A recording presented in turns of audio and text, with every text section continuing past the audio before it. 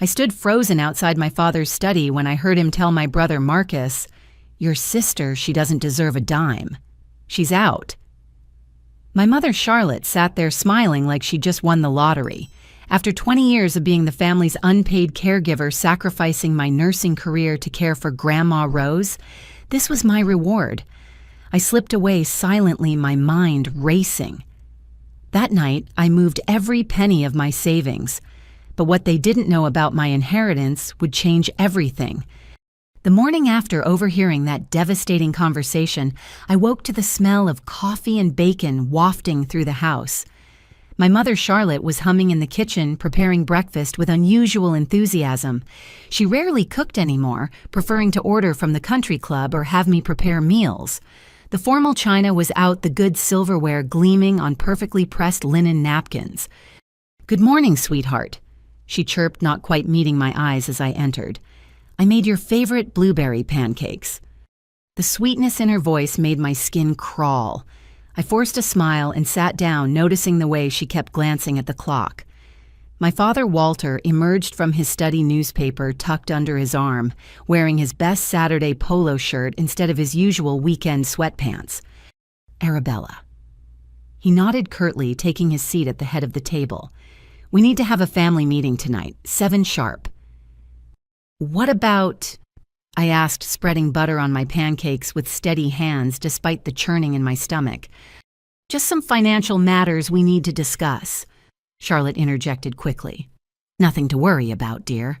Marcus will be joining us." Of course he would. My older brother Marcus, the golden child with his law degree and corner office, who visited maybe twice a year, but somehow remained the center of our parents' universe. I thought of all the nights I'd spent monitoring Grandma Rose's oxygen levels, changing her sheets, administering medications, while Marcus sent the occasional text asking how the old bird was doing. The day crawled by with agonizing slowness. I caught Charlotte making hushed phone calls in the pantry, her voice too low to make out the words. Walter locked himself in his study, the sound of shuffling papers and file cabinets opening and closing throughout the afternoon. I busied myself cleaning Grandma Rose's room, though it had been spotless since her passing 3 months ago. Her lavender perfume still lingered on the pillows. Marcus arrived at 6:45 in his navy BMW, the one with the custom leather seats he loved to brag about. I watched from the window as he stepped out, checking his appearance in the side mirror before strutting to the front door. His Italian shoes clicked against the walkway with practiced authority. "There's my beautiful mother," he announced, sweeping Charlotte into a theatrical hug. She beamed, patting his cheek like he was still her baby boy at 38 years old. "Marcus, darling, you look wonderful. Have you lost weight?" "Been hitting the gym with the partners," he boasted, finally acknowledging my presence with a brief nod. "Arabella." Marcus. We gathered in the living room, our parents taking their usual positions on the antique sofa, while Marcus claimed Walter's leather recliner without asking. I perched on the edge of the ottoman, already feeling like an outsider in my own home. Walter cleared his throat, producing a manila folder thick with documents. "As you both know, your mother and I aren't getting any younger. We've been working with our financial advisors to restructure the family trust." Smart thinking, Dad. Marcus immediately chimed in. "Estate planning is crucial at your age." Charlotte leaned forward, her diamond tennis bracelet catching the light. "We believe it's important to recognize those who've contributed to building and maintaining the family legacy." My heart began to race. I thought of the $70,000 I'd saved over the years, every penny earned from the part-time nursing work I managed between caring for Grandma. Thank God I'd transferred it all to a new account at a different bank last night. "Now, Arabella." Walter continued his tone, taking on that patronizing edge I knew so well. "We want you to understand that you've already received substantial benefit from this family. Free room and board for over 2 decades is nothing to scoff at." Free room and board. The words escaped before I could stop them. I gave up my career to care for Grandma Rose. I was her full-time caregiver for 8 years. Charlotte's smile tightened. "And we appreciated that, dear. But you chose that path. Marcus has been building his career contributing to the family's reputation and financial growth. Marcus straightened in the recliner, smoothing his tie with manicured fingers. Actually, that brings me to some exciting news. I've just been promoted to senior partner at Whitman & Associates. Our parents erupted in congratulations, Charlotte actually clapping her hands together like a delighted child. I sat silent watching this performance with growing nausea. This is perfect timing. Walter beamed, reaching into his folder again. Marcus, your mother and I have been discussing this for months. We want you to take over management of all family financial matters. I'm honored, Dad. You won't regret this. We've already signed the power of attorney documents. Charlotte added, her eyes sliding over me as if I were a piece of furniture. Marcus will handle all the trust distributions, investments, and estate planning going forward. The room spun slightly. They'd already signed everything. This wasn't a family meeting. It was a notification of my disinheritance. What about Grandma Rose's estate? I managed to ask. She told me repeatedly that she wanted me to have her jewelry and personal effects. Marcus leaned back with a satisfied smirk. Well, as the designated financial manager, I'll need to assess all assets for their monetary value first. We can't have family heirlooms disappearing without proper documentation. Disappearing. Heat flooded my face. Are you suggesting I would steal from our grandmother? No one's suggesting anything, Walter said firmly. But emotions can run high after a loss, and people sometimes make rash decisions. This arrangement protects everyone. Protects everyone except me, apparently. Charlotte's perfectly penciled eyebrows rose. That attitude is exactly why we need Marcus overseeing things. You're too emotional, Arabella. You always have been. I stood abruptly, the ottoman scraping against the hardwood floor. If you'll excuse me, I need some air. We're not finished here, Walter called after me. I replied, not looking back as I headed for the door. Behind me, I heard Marcus chuckle softly. Let her go. You know how she gets. The cool evening air hit my burning cheeks as I stepped onto the porch.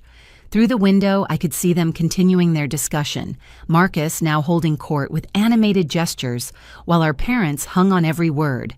The golden child had returned to claim his throne, and I had officially been written out of the family story.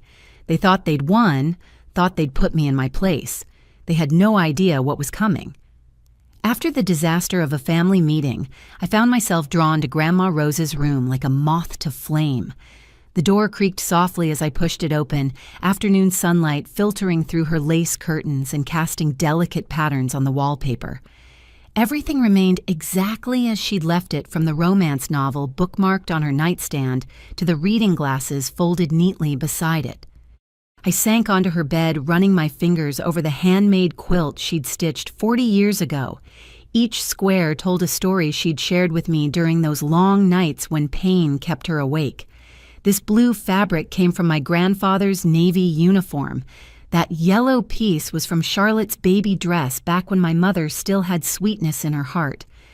My mind drifted to those final months when the cancer had spread beyond what any treatment could touch. I remembered the weight loss that made her wrists look like bird bones, the way she'd grip my hand during the worst of it, whispering that I was her angel. Where had my family been then? Marcus claimed work obligations. Charlotte developed mysterious migraines whenever I asked for help. Walter simply retreated further into his study, emerging only for meals. You're the only one who sees me, Grandma Rose had said one October evening, her voice paper-thin but her eyes still sharp. The others, they see dollar signs and property deeds, but you see me. I'd held her through the seizures, cleaned her when she could no longer make it to the bathroom, sang the old hymns that brought her comfort. The hospice nurse had praised my dedication, assuming I was a trained professional rather than a granddaughter who'd learned through necessity and love. Now, sitting in her empty room, I noticed her knitting basket tucked beside the rocking chair. Strange, I thought I'd gone through all her belongings already.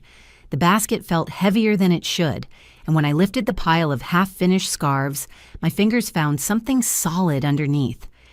A leather journal worn soft with age, hidden beneath balls of pink yarn. My heart hammered as I opened it, recognizing Grandma Rose's distinctive handwriting immediately. The first entry was dated 5 years ago, right around the time her health began declining. "They circle like vultures now," she'd written. "Walter asked about my accounts again today. Charlotte brought paperwork she wanted me to sign just in case. They think I'm too old to notice the greed in their eyes." I flipped through pages filled with observations that made my blood run cold. She documented every visit, every conversation, every pressure tactic. Here was Charlotte suggesting Grandma Rose was becoming confused and needed help managing her finances. There was Walter mentioning how complicated estate taxes could be if proper arrangements weren't made in advance. One entry from 3 years ago made me gasp. Marcus visited today. First time in 6 months. Spent the entire hour explaining why I should liquidate my old investments and let him handle everything through his firm. When I refused, he actually raised his voice. Arabella heard from the kitchen and came running. The boy backed down quick enough when she appeared. My guardian angel always watching over me. I kept reading my anger building with each revelation. They'd tried to convince her to sign a new will. They'd brought lawyers to the house while I was at my part-time job. They'd even attempted to have her declared incompetent, but the doctor they'd hired took one look at Grandma Rose doing the Sunday crossword puzzle in pen and declared her sharp as a tack. Then near the middle of the journal, I found an entry that stopped me cold. Had to tell someone even if it's just this diary. The children don't know about Harold's stocks. He bought them in 1965, 200 shares of AT&T, when it was just starting to grow. I've been receiving dividends for 40 years, all going into a separate account at Prosperity Credit Union across town. Walter thinks he knows all my finances, but he only sees what I want him to see. My grandfather Harold had died before I was born, but Grandma Rose had kept his photograph on her dresser, talking to it sometimes when she thought she was alone. He'd been an electrician with the phone company she'd told me a union man who believed in investing in what he knew. I calculated quickly. 200 shares of AT&T from 1965 with all the splits and dividends over the decades. My hands shook as I continued reading. Went to see Eleanor's grave today. Another entry read, "I promised her I'd protect what's mine from those who would steal it. She knew what they were capable of, tried to warn me before she died. Sweet Eleanor gone too soon. The police said it was an accident, but she was the most careful driver I knew. And then Walter handled all her affairs so quickly, so efficiently. I've kept my suspicions quiet all these years, but I haven't forgotten. Eleanor, Grandma Rose's younger sister who died in a car accident 25 years ago. I barely remembered her, just fragments of a woman who smelled like cinnamon and always had butterscotch candies in her purse. She'd been wealthy. I knew that much, inheriting from her husband who'd owned several factories. The journal entries became more urgent as they approached recent dates. The pain is getting worse. Arabella tries to hide her worry, but I see it. She's been researching treatments, calling specialists, fighting for me even when I'm ready to let go. The others have already divided my things in their minds. Charlotte was eyeing my pearl necklace last week, probably planning which country club event to wear it to. Made arrangements today at Prosperity. Sarah at the bank helped me set everything up properly. 20 years she's been keeping my secrets. Good woman, trustworthy. She has instructions for after I'm gone. The final entry was dated just 3 days before Grandma Rose passed. My time is close now. I can feel it in my bones, see it in the shadows that dance at the edge of my vision. I've done what I can to protect what Harold and Eleanor left behind. The vultures will circle, but they won't find what they're looking for. Only Arabella will understand. She's the only one who earned it, not through greed or manipulation, but through love. The safety deposit box holds the answer. Box 517. She'll know when it's time. I closed the journal, my mind reeling. All these years, Grandma Rose had been playing a deeper game than any of us realized. She'd watched my parents scheme and plan, all while sitting on significant assets they knew nothing about. The AT&T stock alone would be worth a fortune now, and if there were dividends accumulating for 40 years. But it was the mention of Eleanor that disturbed me most. Grandma Rose wasn't one for idle suspicions. If she believed something was wrong with Eleanor's death, there was reason for it. And Walter handling the affairs quickly. My father had been an accountant back then, not even established in his own practice yet. How had he managed to take control of a wealthy woman's estate? I tucked the journal inside my sweater and stood to leave, then froze.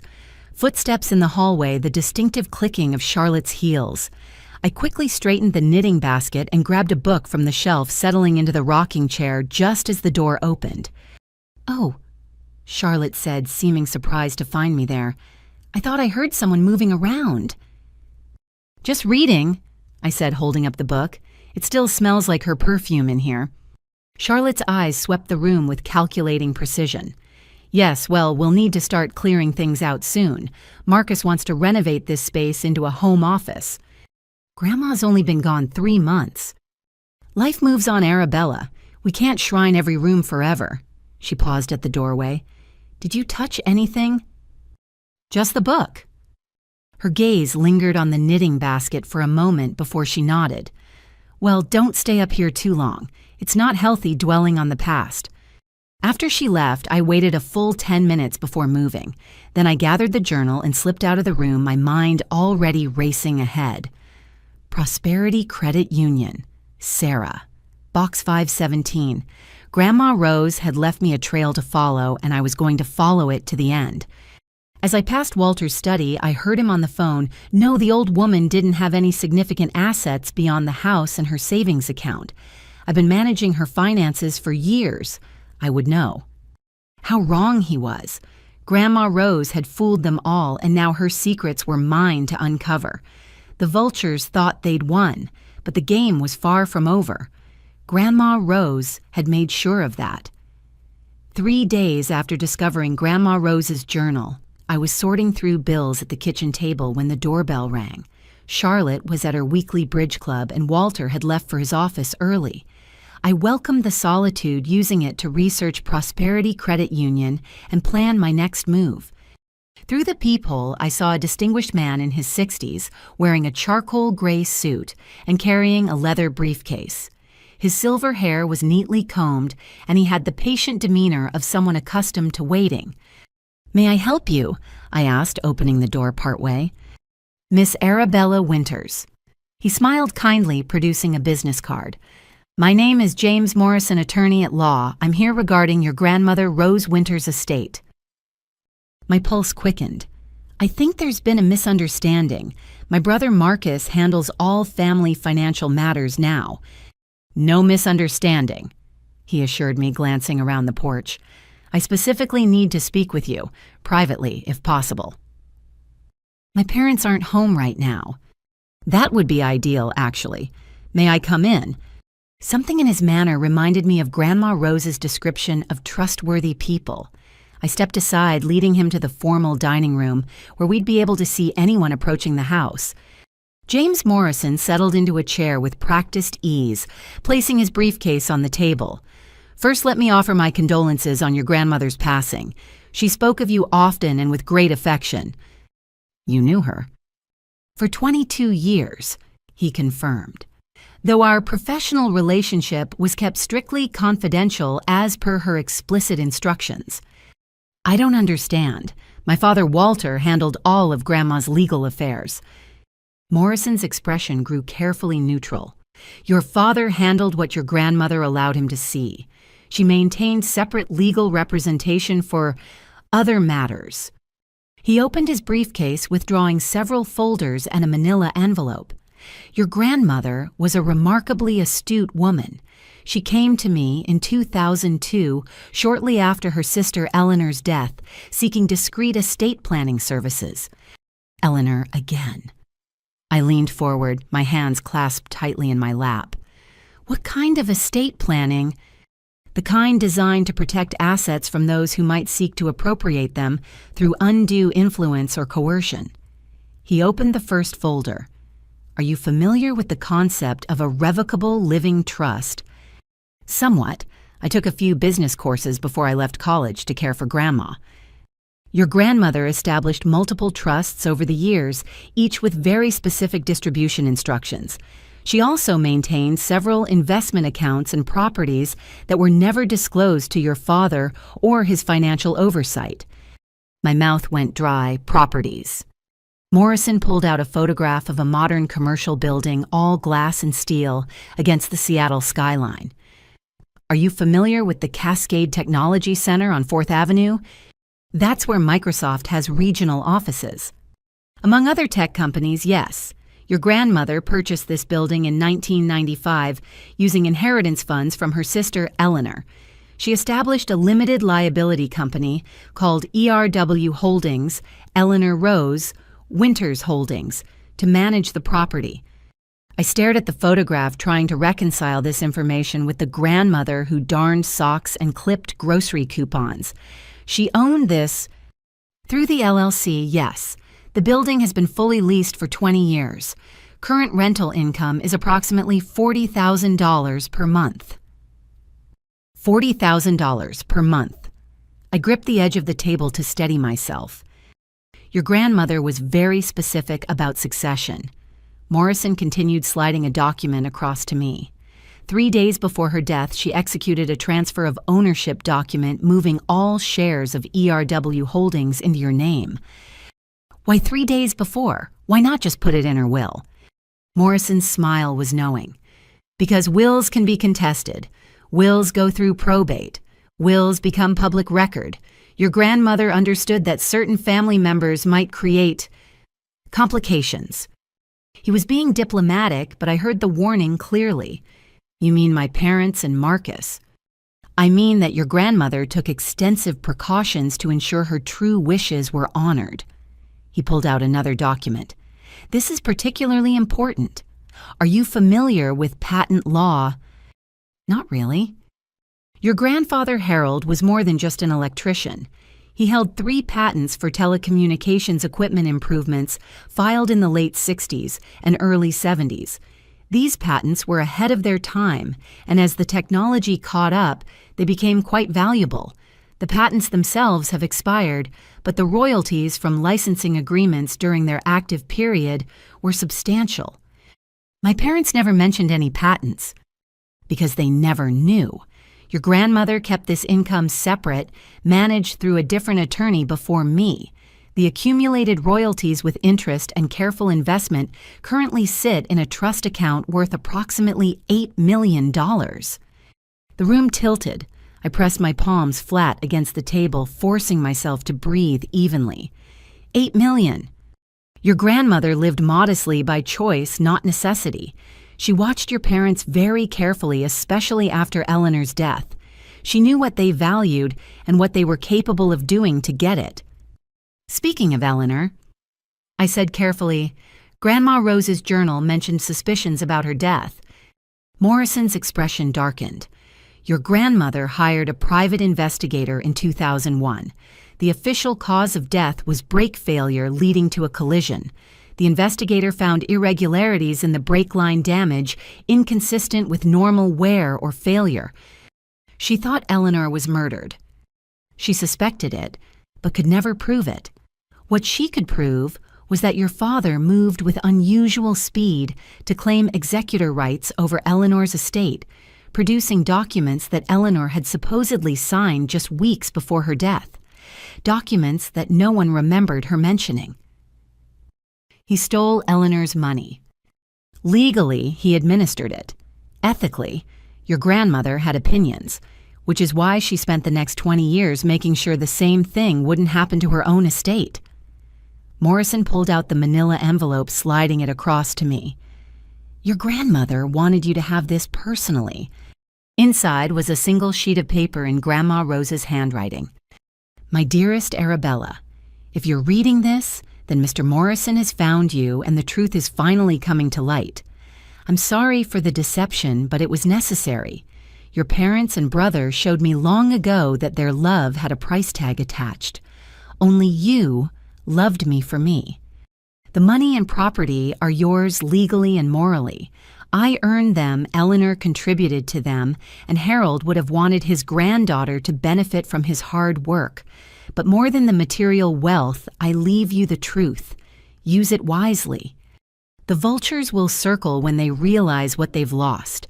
They'll rage and threaten and try every trick to steal what's yours. Don't let them. You're stronger than you know, smarter than they believe, and you have something they'll never understand: integrity. There's more to discover.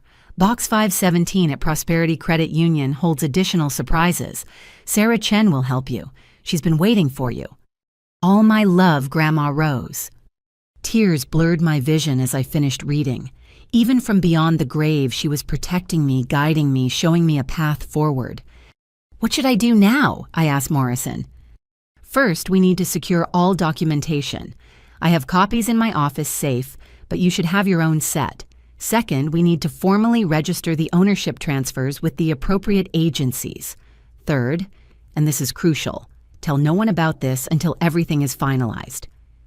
My family will find out eventually. Yes, but by then it will be legally ironclad. Your grandmother spent 20 years building these protections. Don't let emotion or family pressure undo her careful work. A car door slammed outside. Morrison quickly gathered his papers, leaving me only the essential documents and his business card.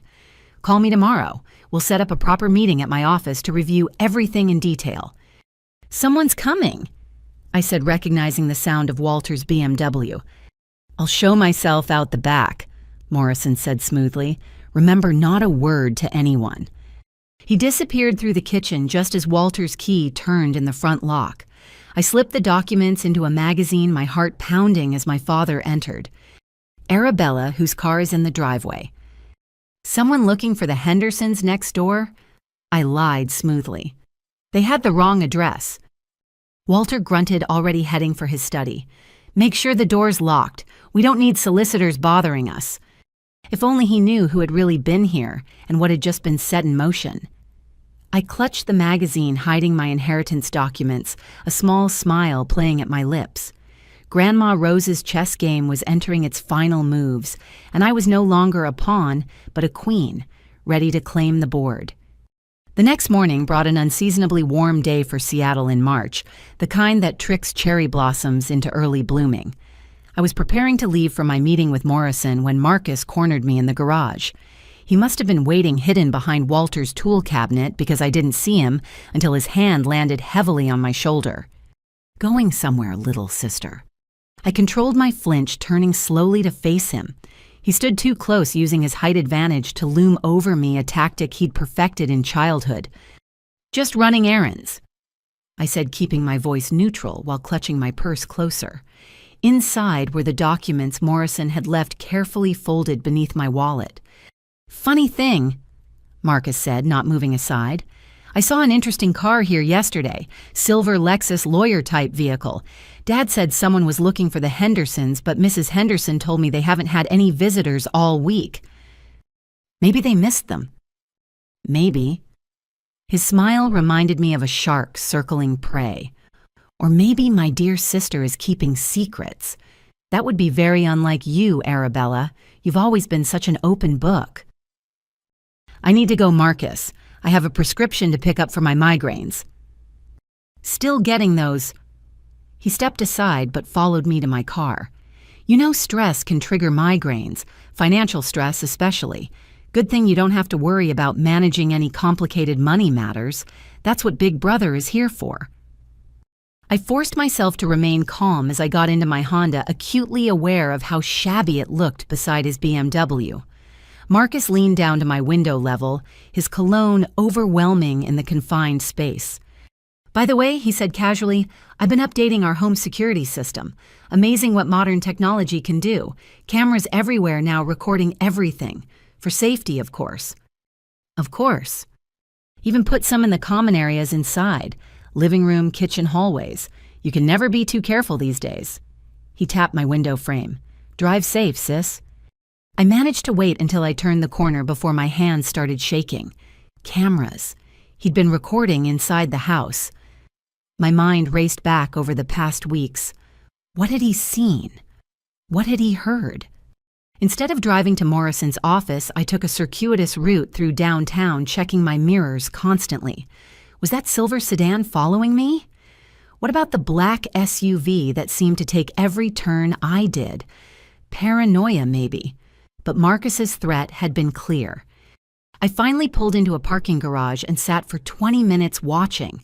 When no familiar cars appeared, I made my way to Morrison's building, taking the stairs instead of the elevator and entering through the side door. Morrison's assistant, an older woman with kind eyes, seemed to expect me. He said you might arrive looking concerned. You're safe here, dear. Our offices are checked weekly for surveillance devices. Is that really necessary? She gave me a knowing look. When family money is involved, absolutely. Morrison greeted me in his private office, gesturing to a chair across from his massive oak desk. You seem troubled. I told him about Marcus's confrontation and the cameras. Morrison's expression grew increasingly grim. Your brother is escalating quickly. This suggests he suspects something significant. He pulled out a legal pad. Tell me, has Marcus shown any unusual financial pressure lately? Expensive purchases? Lifestyle changes? He's always lived beyond his means, but nothing recent that I've noticed. Well, let's proceed with our business. Time is now of the essence. We spent 2 hours reviewing documents, signing papers, and discussing strategy. Morrison explained how Grandma Rose had structured everything to be legally bulletproof, using decades of careful planning to protect against challenges. However, he warned, your brother's surveillance admission is concerning. If he recorded my visit yesterday, he might try to claim undue influence or question your mental capacity. My mental capacity, a common tactic in inheritance disputes. Paint the beneficiary as unstable, possibly coerced. The fact that you sacrificed your career to care for Rose could be twisted to suggest dependency or manipulation. That's insane. That's family law. Morrison pulled out another file, which is why your grandmother took one more precaution. She had you undergo a psychological evaluation 6 months ago, remember? During her routine doctor visits. I thought back. Dr. Patricia Hernandez. Grandma said it was for a caregiver support program. Dr. Hernandez is one of the city's most respected geriatric psychiatrists. Her evaluation confirms you showed no signs of mental illness, cognitive impairment, or susceptibility to coercion. Your grandmother wanted that documentation on record. Once again, Grandma Rose had been 3 steps ahead. I signed the final papers with a mixture of gratitude and grief for the woman who'd protected me so thoroughly. Now, Morrison said, securing everything in his safe, you need to be very careful. Don't change your routine dramatically. Don't make large purchases. Act as if nothing has changed. For how long? Another week, maybe 2. We need time to file everything properly and ensure all transfers are complete. He handed me a burner phone. Use this if you need to contact me urgently. Your brother's admission about cameras suggests he might be monitoring your regular phone, too. The drive home was tense, but I forced myself to stop at the pharmacy, maintaining my cover story. I even bought migraine medication. I didn't need chatting with the pharmacist about weather patterns and barometric pressure. When I arrived home, Marcus's BMW was still in the driveway. Through the window, I could see him and Walter's study, both of them hunched over a computer screen. Charlotte sat nearby, filing her nails with studied indifference. I entered through the back door, moving quietly toward the stairs. But Marcus must have been watching for me because he appeared in the hallway before I could escape. Get what you needed? He asked, eyeing my pharmacy bag. Yes, thank you for asking. Good. Say, Arabella, I've been going through some of Grandma's old papers. Funny thing, she mentioned something about a safety deposit box in one of her letters. You wouldn't know anything about that, would you? My heart hammered, but I kept my expression confused. No, why would Dad handled all her banking? Right, of course. He studied me intently. It's just odd. The bank said she visited regularly right up until she got too sick. But there's no record of a box in her accounts we have access to. Maybe she was confused near the end. The pain medication made her foggy sometimes. Maybe. He stepped closer, and I could smell alcohol on his breath despite it being barely noon. Or maybe someone's been helping themselves to family assets. That would be a crime, you know. Elderly financial abuse is serious business. Are you accusing me of something, Marcus? Not at all. Just thinking out loud about how some people might take advantage of a dying woman's confusion. Forge signatures, hide assets, steal what rightfully belongs to the estate. His eyes were cold, calculating. Good thing I had those cameras installed. Video evidence is so useful in legal matters. I have nothing to hide, I said, proud of how steady my voice remained. Excellent. Then you won't mind if I check your room just to put everyone's minds at ease. Actually, I would mind. I'm 32 years old, Marcus, not a teenager you can bully. His facade cracked slightly, revealing the anger beneath. You always were too sensitive. But mark my words, if you're hiding something, I'll find it. I've got friends at the courthouse connections you can't imagine. One word from me and they'll freeze any account, investigate any transaction. Are you finished? I'd like to lie down. My migraine is getting worse. He stepped aside with exaggerated courtesy. Of course. Rest up, little sister. We have such interesting times ahead. I maintained my composure up the stairs and down the hall, but once in my room, I collapsed on the bed. The game was escalating faster than Morrison had predicted. Marcus wasn't just suspicious, he was actively hunting. Those cameras, his threats about courthouse connections, the way he'd specifically mentioned forged signatures and hidden assets. He knew something, but how much? I thought about the safety deposit box waiting at Prosperity Credit Union, Box 517. Grandma Rose had written, Sarah Chen would help me. But with Marcus watching my every move, how could I get there without leading him straight to whatever Grandma had hidden? My phone buzzed. A text from an unknown number. Saw your brother at courthouse this morning, asking questions about deceased estate protocols. Be careful. JM. Morrison was warning me. Marcus wasn't bluffing about his connections. I deleted the text immediately, then lay back staring at the ceiling. Somewhere in this house, cameras were recording.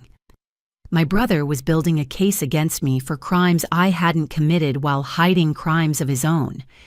But I had Grandma Rose's journal. I had Morrison's legal protection. And most importantly, I had the truth.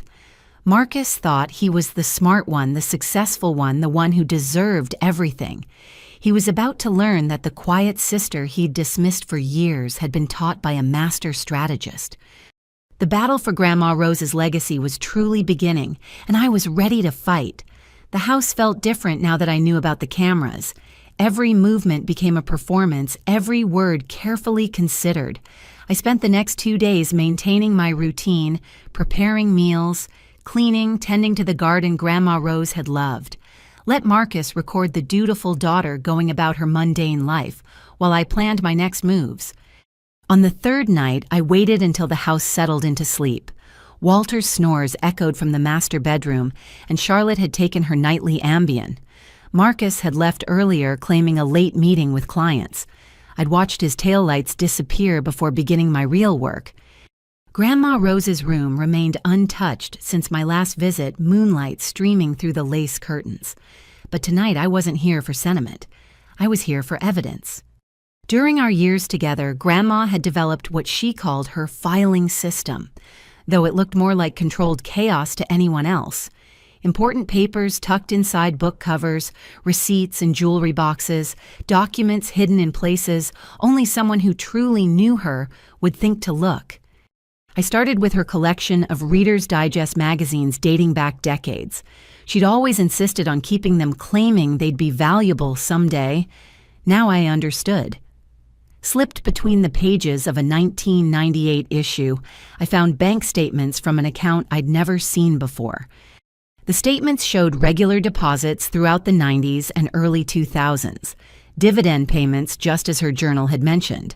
But what caught my attention were the withdrawals, large sums transferred to estate of Eleanor Matthews, with Walter's signature as executor. I photographed everything with my phone, then checked the next hiding spot inside the lining of her sewing basket. Here were more documents originals of Grandma's will from 15 years ago. Her power of attorney forms her medical directives. I'd seen versions of these in Walter's files, but comparing them side by side revealed subtle differences.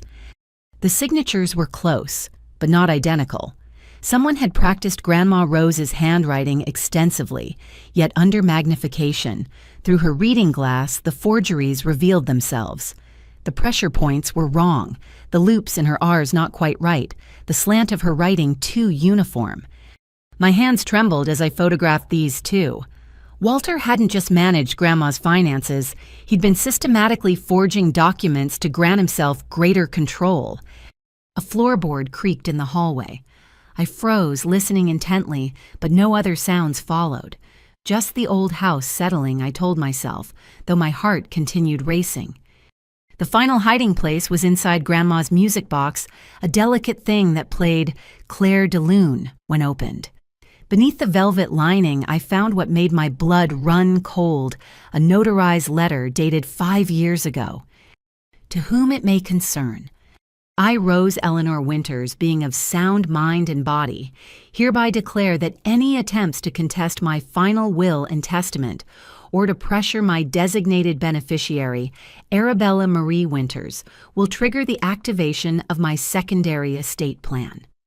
This plan, filed with Morrison & Associates, will redirect all contested assets to the following charitable organizations. A list of charities followed, then the key paragraph. This letter serves as notice that I have documented all attempts at financial coercion, undue influence, and potential elder abuse. These documents are secured in multiple locations. Any family member who challenges my express wishes will find themselves subject to legal investigation for their past actions regarding both my estate and that of my late sister, Eleanor Matthews. It was signed, notarized, and witnessed by 3 people, including Sarah Chen from Prosperity Credit Union. Grandma Rose hadn't just protected her assets, she'd set a trap for anyone who tried to steal them. I was so absorbed in reading that I almost missed the soft footsteps on the stairs, not the measured tread of my parents or the confident stride of Marcus. These were attempting stealth and failing. Quickly, I returned everything to its hiding place and grabbed a book curling into Grandma's chair just as Charlotte appeared in the doorway. She wore her silk robe, but her hair and makeup were still perfectly arranged. No one woke from Ambien looking that put together. "Couldn't sleep?" she asked, her voice honeyed with false concern. "Just missing Grandma," I replied, holding up the book. "Reading helps." Charlotte glided into the room, her fingers trailing over surfaces, as if checking for dust. "You've been spending a lot of time up here. It's not healthy, dwelling on the past. Sometimes the past has lessons for the present." Her eyes sharpened. "What's that supposed to mean?" "Nothing, just something Grandma used to say. Your grandmother said a lot of things near the end. The pain medication, you know, made her paranoid. She kept talking about people stealing from her, hiding things from her. Poor thing didn't even recognize Marcus the last time he visited. That was a lie. Grandma's mind had remained crystal clear until her final day, but I simply nodded, playing along. Charlotte picked up the music box, winding the key. The melody tinkled through the room, ethereal and sad.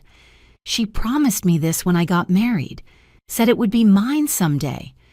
"She left it to me," I said quietly. "She wrote it down. Written where I've seen the will Walter filed, there's no mention of personal items. Because Walter filed a forged version, I thought, but didn't say. Maybe in her personal notes. She kept lists of who should get what. Lists that conveniently only you saw." Charlotte set the music box down harder than necessary. "You know, Arabella, I've been very patient with you. We all have. But this possessiveness over Mother's things needs to stop. It's not normal. What's not normal is planning to renovate her room when she's barely been gone 3 months." Charlotte's facade cracked, revealing the steel beneath. "This is our house, your father's and mine.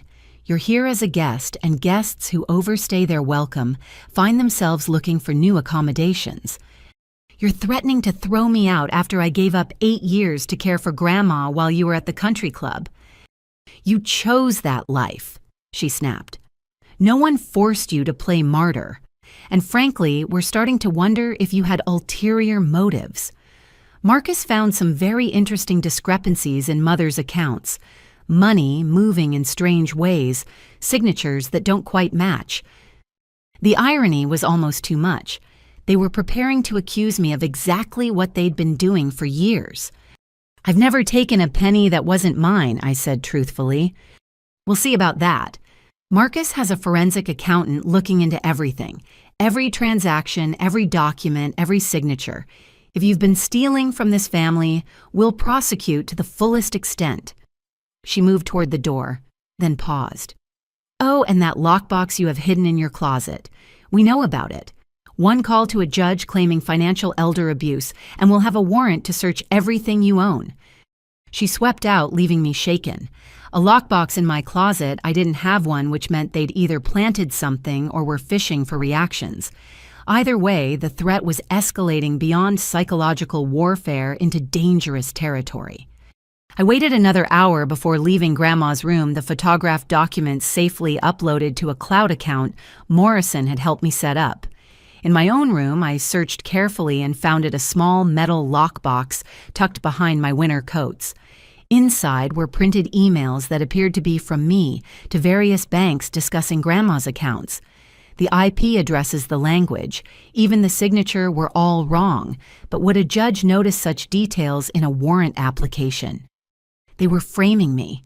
Marcus with his forensic accountant Charlotte, with her veiled threats, Walter with his decades of forged documents. They'd stolen from Grandma and Eleanor, and now they were preparing to destroy me to cover their crimes. I sat on my bed, the fake lockbox in my lap, and smiled grimly. They thought they were so clever, but they'd made a crucial mistake. They'd revealed their hand too early, shown me exactly what they planned to accuse me of. And thanks to Grandma Rose's paranoid preparations, I had the originals to prove every forgery documentation of every theft and a notarized letter that would turn their weapon against them. Tomorrow, I would need to visit Prosperity Credit Union despite the risks. Whatever waited in Box 517, Grandma had considered it important enough to mention in her final message. The vultures were circling, but they had no idea they were about to fly into a carefully constructed net. Grandma Rose had spent 20 years preparing for this battle, and I was ready to finish what she'd started. My mother had always been a creature of habit. Bridge club on Wednesdays, tennis on Fridays, spa appointments every other Tuesday.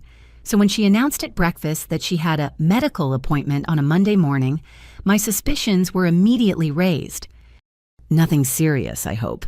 Walter asked, barely glancing up from his Wall Street Journal.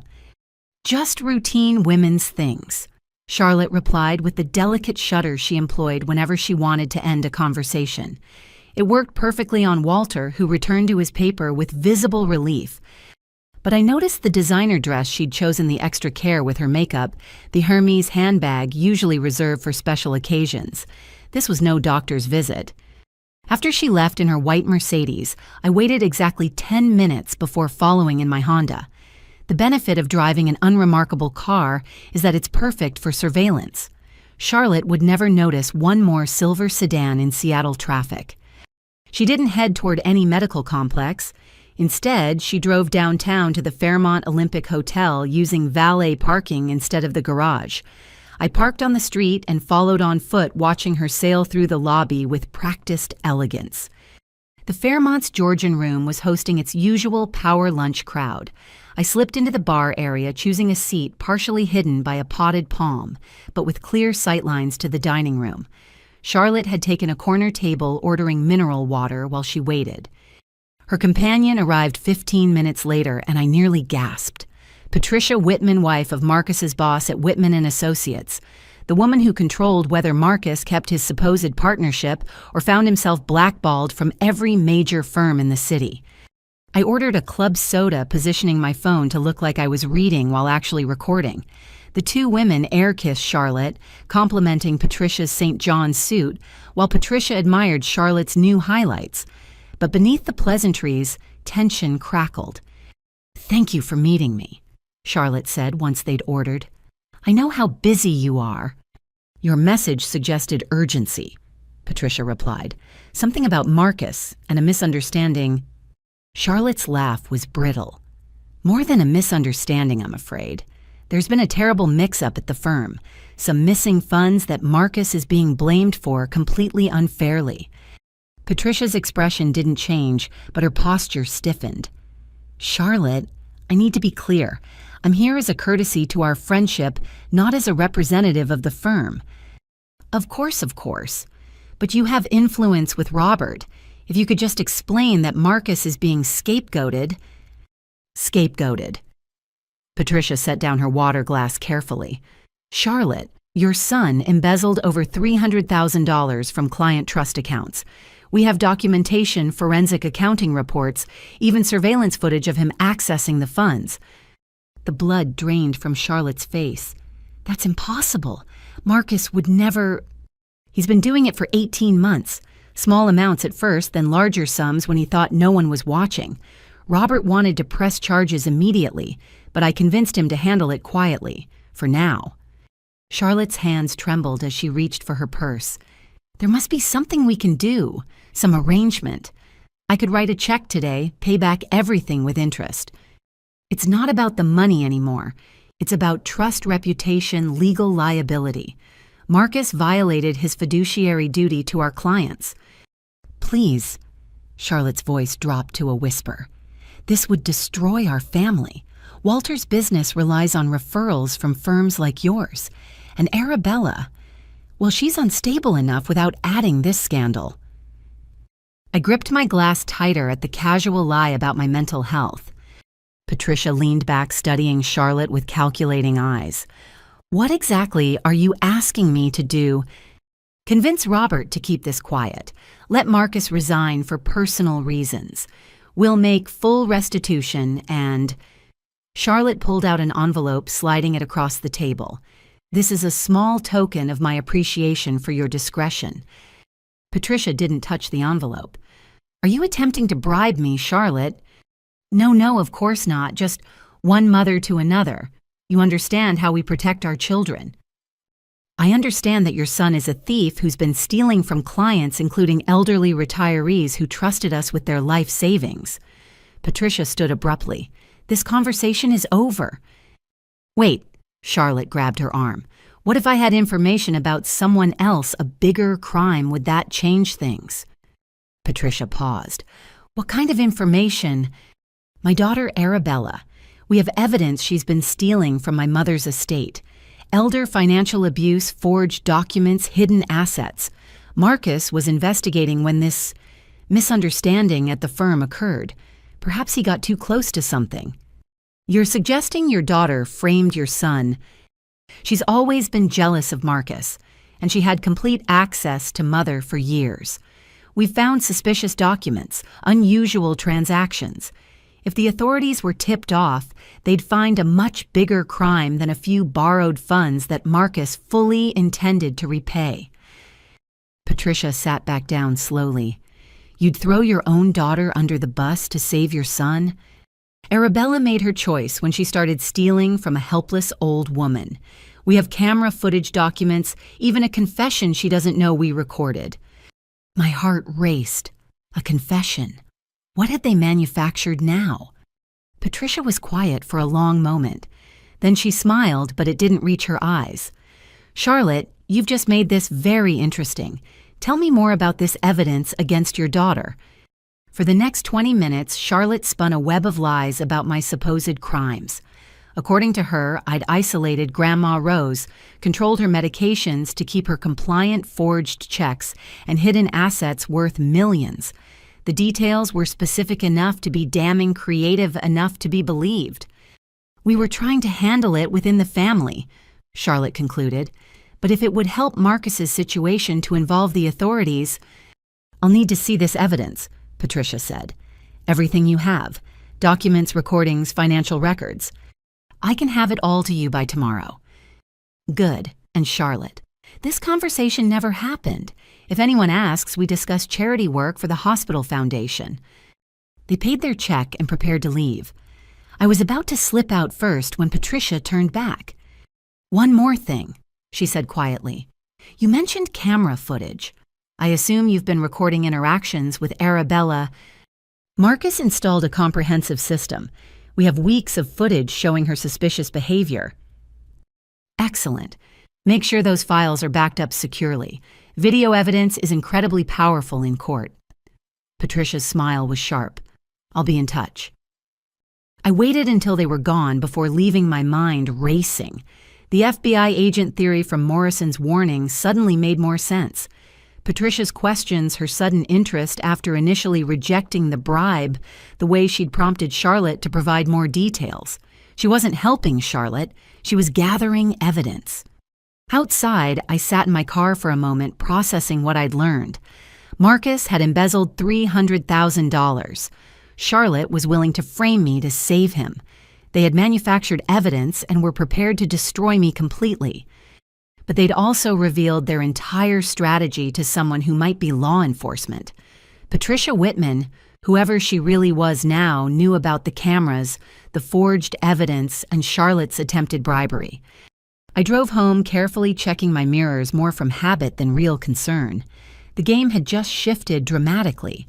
My family wasn't just trying to cut me out of an inheritance, they were preparing to send me to prison for crimes they'd committed.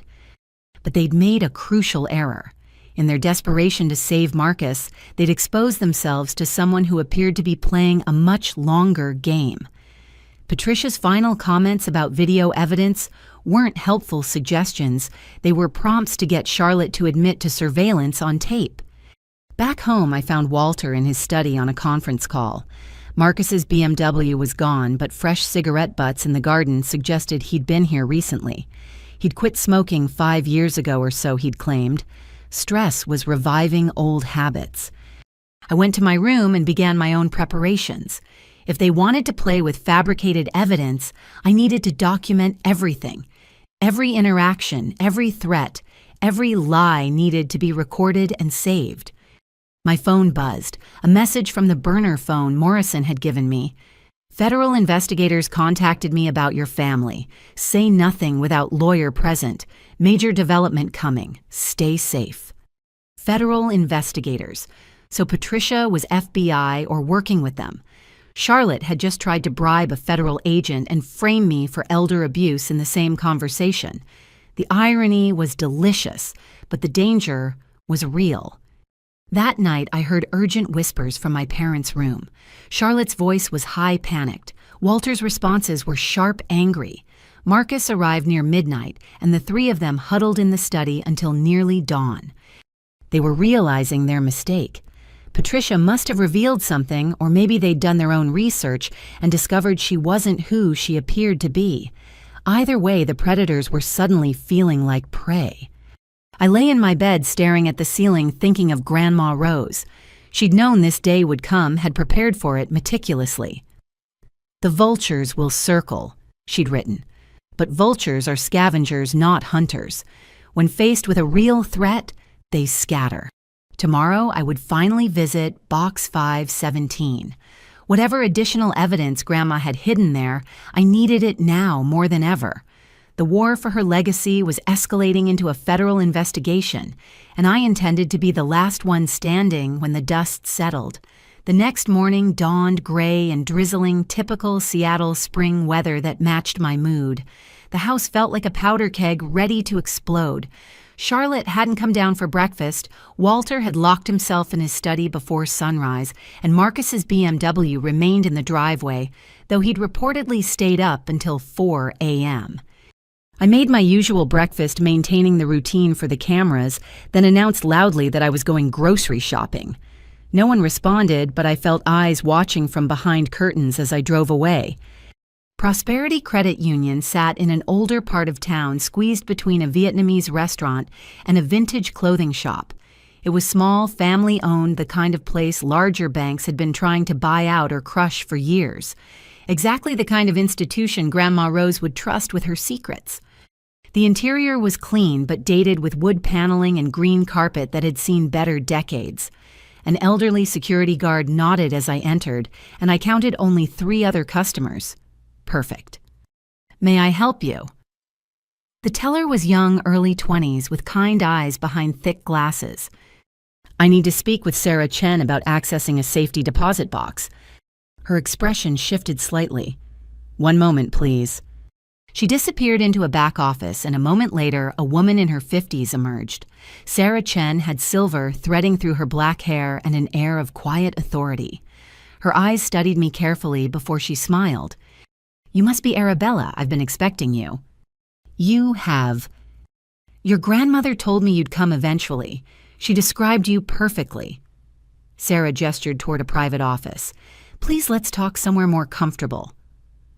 Her office was small but meticulously organized with a photo of what looked like grandchildren on her desk. She closed the door and engaged what looked like a white noise machine. Privacy, she explained. Your grandmother valued it highly. You knew her well. 23 years, Sarah confirmed. She opened her first account here in 2001, right after her sister's death. Said she needed a bank her family didn't know about. I found her journal. She mentioned you several times. Sarah's expression softened. Rose was more than a customer. She became a friend. We'd have tea sometimes when she came in, talk about our families. She was so proud of you, you know. The way you cared for her, sacrificed for her. It broke her heart that your parents couldn't see your worth. She hid it well. She hid many things well. Sarah pulled out a key. Box 517. She paid for it through 2030, insisted on it. Said you might need time to discover it existed. We walked to the vault together, passing through 2 sets of security doors.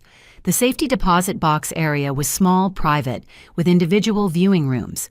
Sarah used her master key along with the one from an envelope marked with my name and pulled out a large box. I'll give you privacy, she said. Take as much time as you need. If you need anything copied or notarized, I'm authorized to help. Alone in the viewing room, I opened the box with trembling hands. The contents were organized into labeled folders, Grandma Rose's neat handwriting marking each one. The first folder made my heart stop. Eleanor's death evidence. Inside were photographs of Eleanor's car after the accident, but not official police photos. These were taken by someone else, someone who'd examined the scene independently. Close-ups showed the brake line with clear tool marks notes in the margins, pointing out inconsistencies with accidental damage.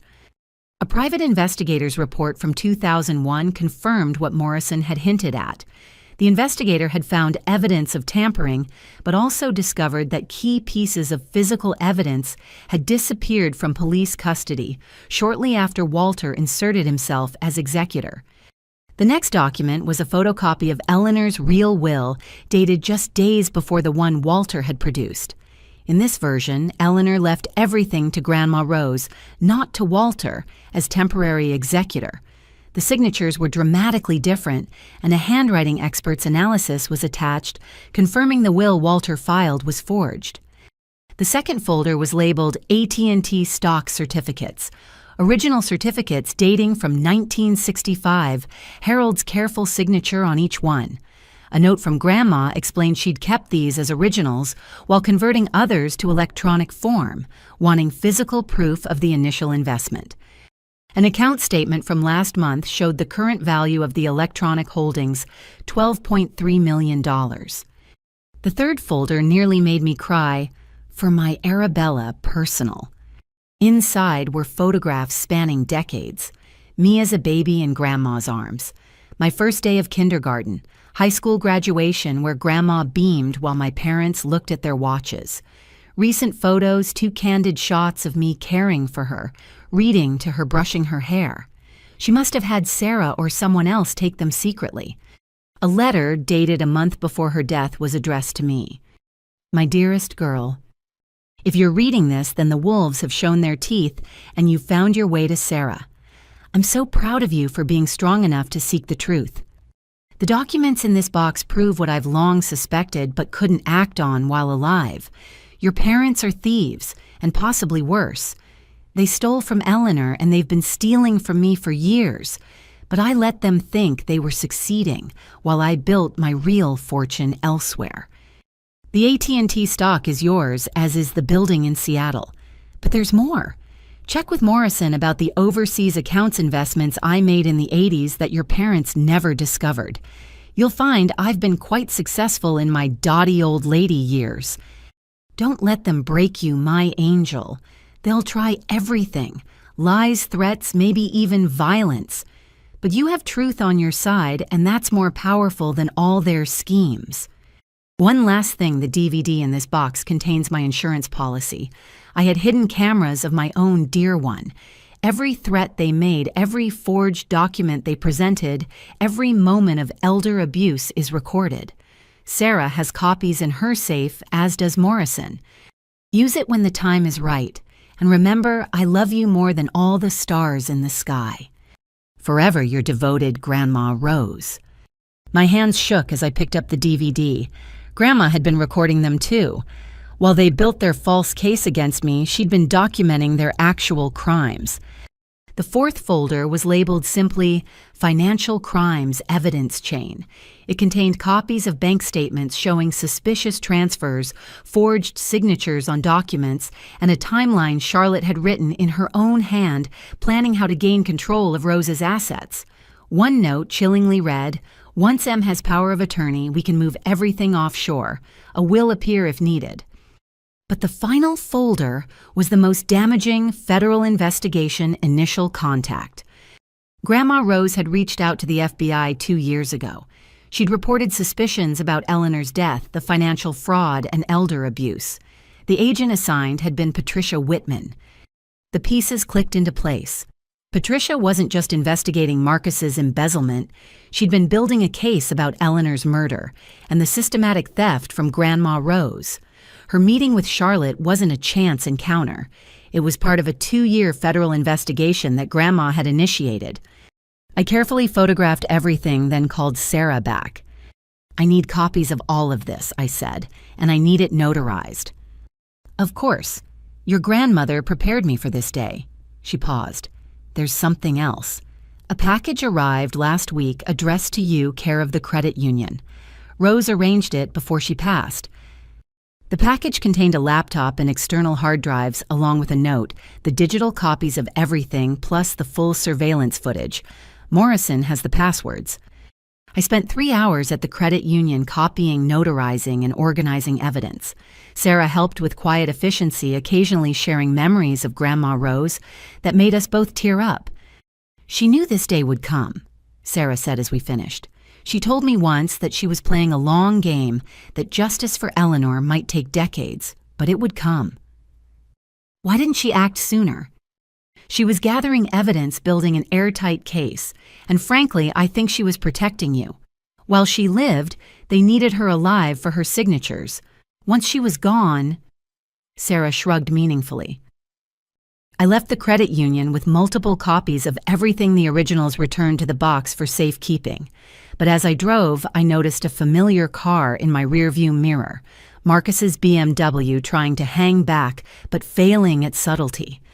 He must have followed me despite my precautions, or maybe they'd put a tracker on my car. Either way, he now knew about Prosperity Credit Union. Instead of panicking, I felt oddly calm. Let him know. Let him report back to Walter and Charlotte. They just discovered I'd found Grandma's real banking institution, but they had no idea what waited in Box 517. They had no idea that their victim had been documenting their crimes for years, that the FBI had been watching for 2 years, that Patricia Whitman's investigation was about to explode their entire world. I drove home carefully, Marcus tailing me the entire way.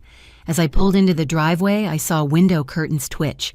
The whole family was watching, waiting, ready to pounce. But I had Grandma Rose's evidence now.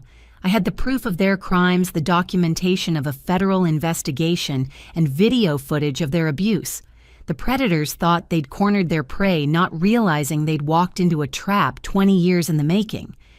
The real game was about to begin. 2 days after my visit to Prosperity Credit Union, the tension in the house had reached unbearable levels. Marcus had moved back home, temporarily taking over the guest room and prowling the halls at all hours. Walter emerged from his study only for hushed conferences with Charlotte, their voices sharp with panic whenever they thought I couldn't hear. They knew I'd discovered something at the credit union, but not what. I maintained my routine cooking and cleaning as if nothing had changed, but underneath the calm exterior, I was coordinating with Morrison, preparing for whatever assault my family was planning. The evidence from Box 517 was now safely distributed copies with Morrison with Sarah Chen and uploaded to secure cloud servers. On Wednesday afternoon, I was in the garden pruning Grandma Rose's beloved rose bushes when I heard footsteps on the gravel path. I turned expecting another confrontation with Marcus, but instead found Janet Sullivan Walter's secretary of 15 years. "Hello, Arabella," she said quietly, glancing nervously toward the house. "Is there somewhere we can talk privately?"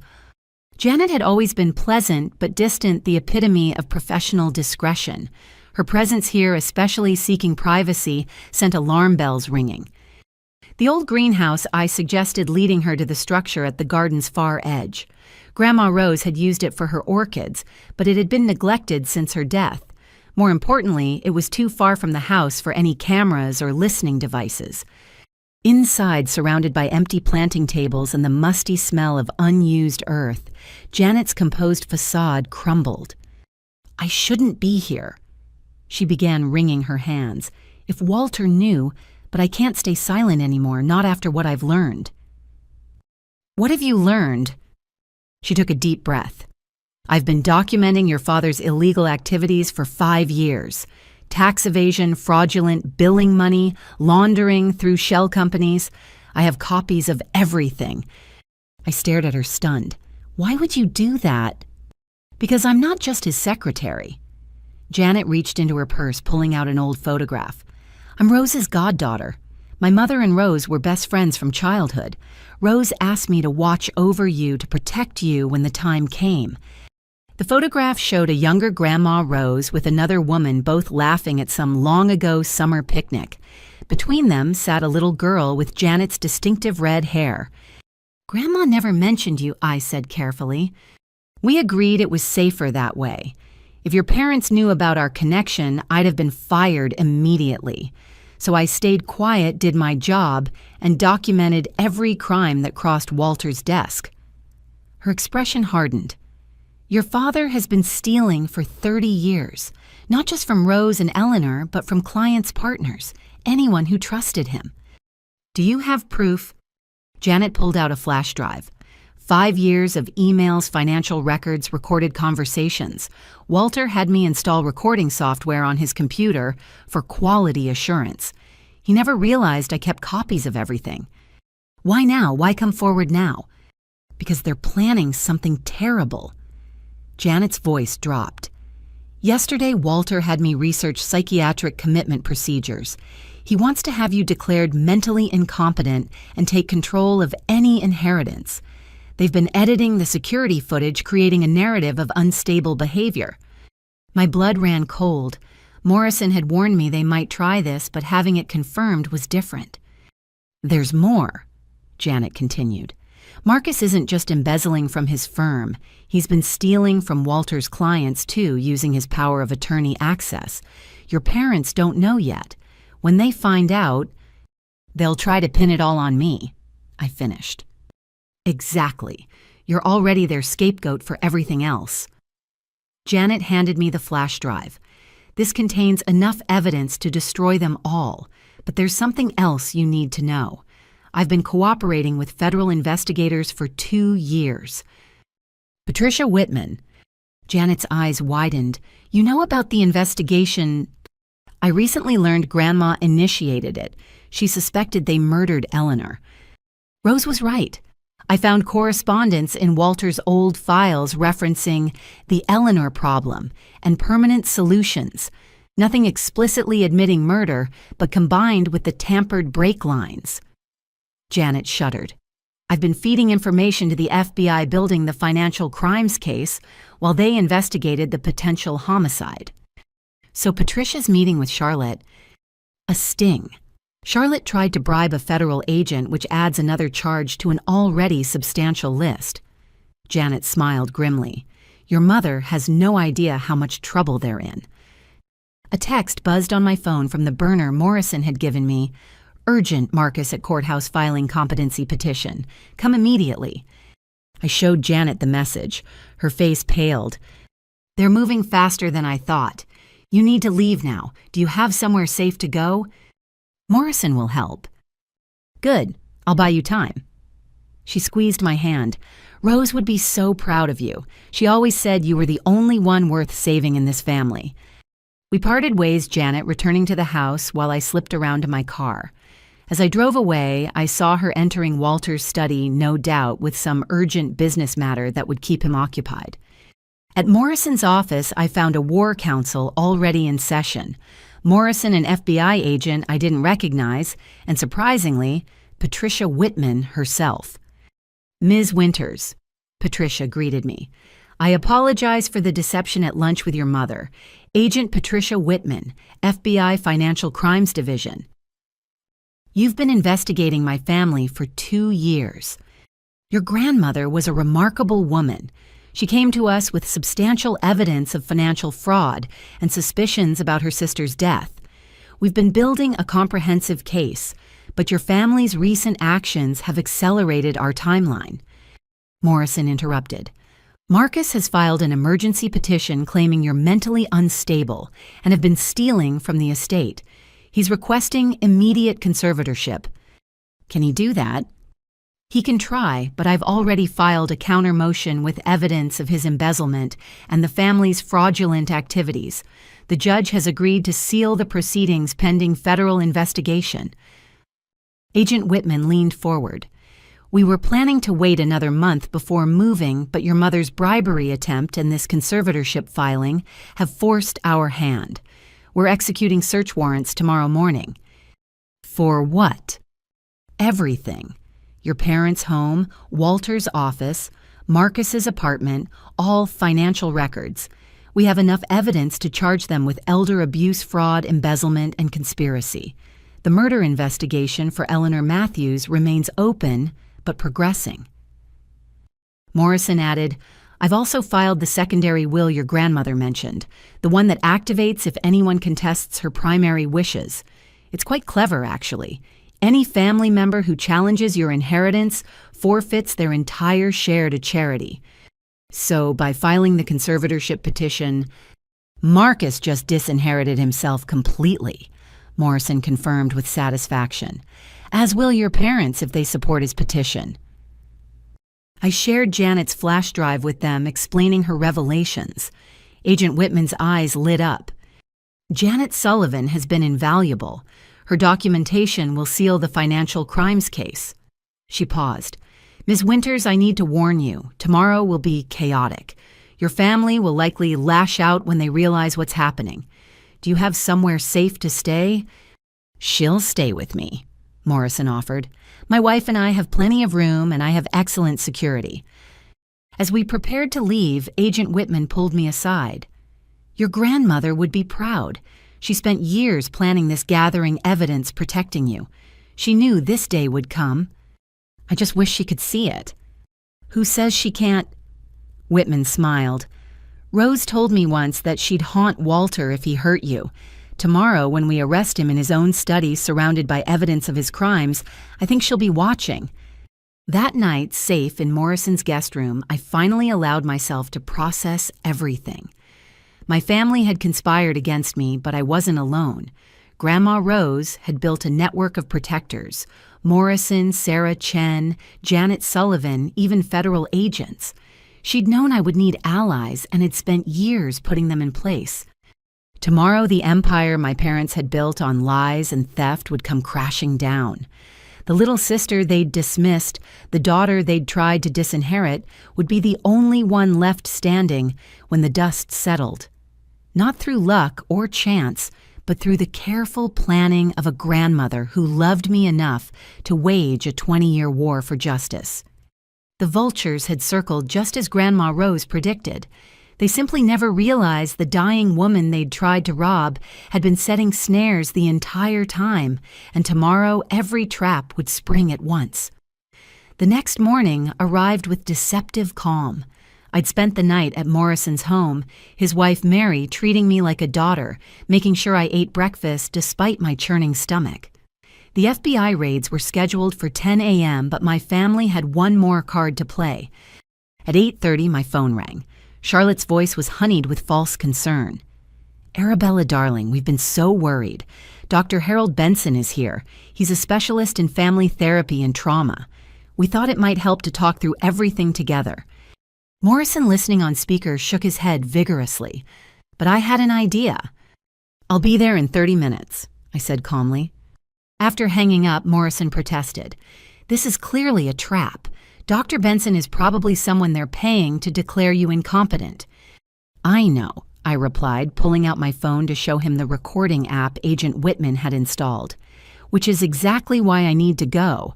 Let them hang themselves with their own rope. At least wait until I can arrange protection. They won't try anything physical with a witness present.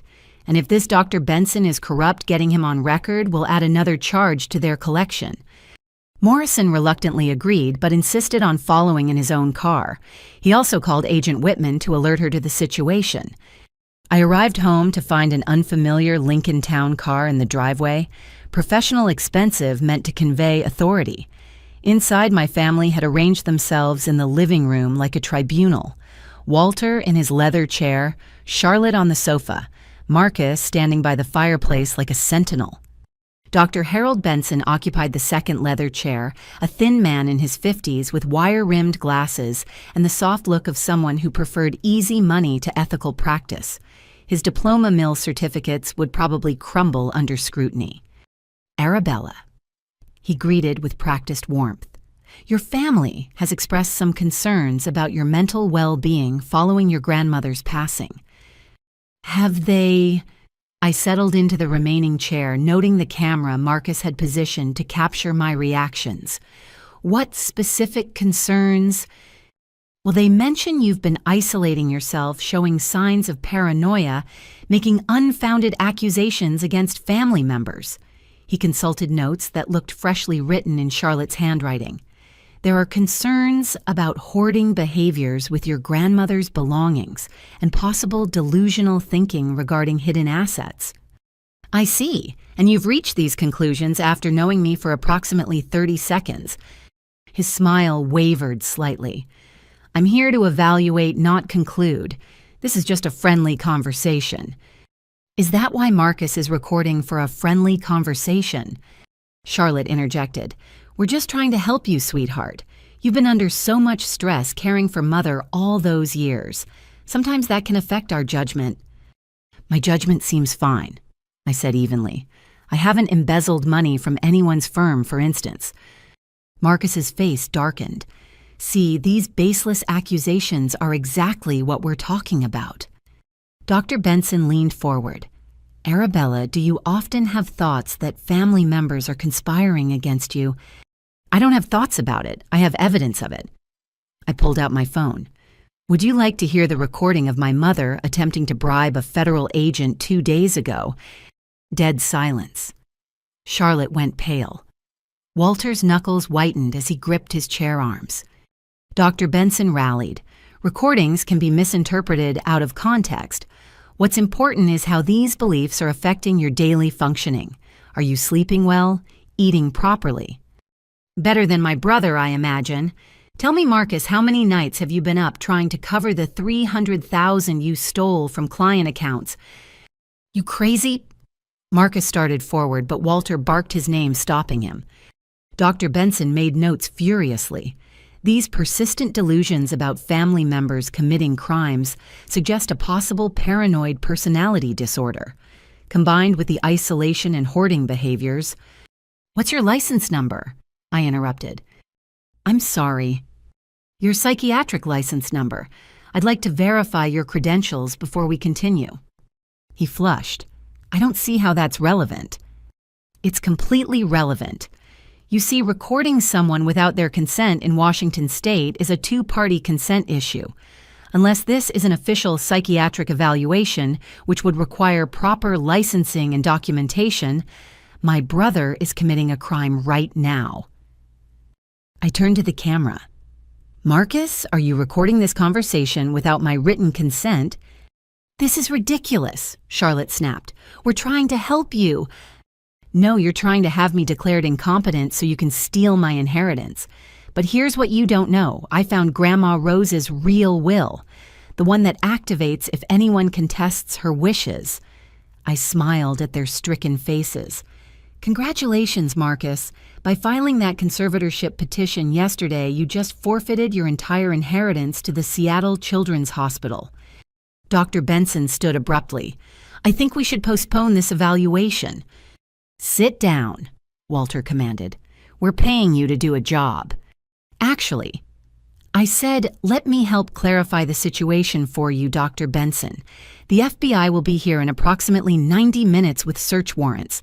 They'll be very interested in any psychiatric professional who participated in a conspiracy to commit fraud through false mental health evaluations. The doctor went white. FBI, I was told this was a simple family intervention. Did they also tell you they murdered my great-aunt Eleanor for her money, or that they've been stealing from my grandmother's estate for 20 years? How about the forged documents hidden in Walter's study? Stop talking, Walter roared, but I continued calmly. I'm curious, Dr. Benson, how much did they pay you? Was it worth losing your license and facing federal charges? The doctor grabbed his briefcase with shaking hands. I need to leave, now. You're not going anywhere. Marcus blocked the doorway. We paid you $10,000. $10,000? I laughed. That's all you sold your professional ethics for what Marcus steals in a weekend. Dr. Benson looked between us, sweat beading on his forehead. Mr. Winters, I was not aware of any federal investigation. This consultation is terminated. If you leave, we'll sue you for breach of contract, Charlotte threatened. Sue me then. Benson pushed past Marcus. I'd rather face a civil suit than federal conspiracy charges. As his car peeled out of the driveway, my family turned on me with naked fury. You've ruined everything, Walter snarled. Everything we've built, everything we've worked for. Everything you stole, I corrected. From Grandma Rose, from Eleanor, from your clients. It's over. We're your family. Charlotte's perfectly composed mask finally cracked completely. How could you betray us like this? The same way you betrayed me when you decided I didn't deserve a dime, when you called me unstable, when you plotted to lock me away. I stood heading for the door. The FBI will explain the rest when they arrive.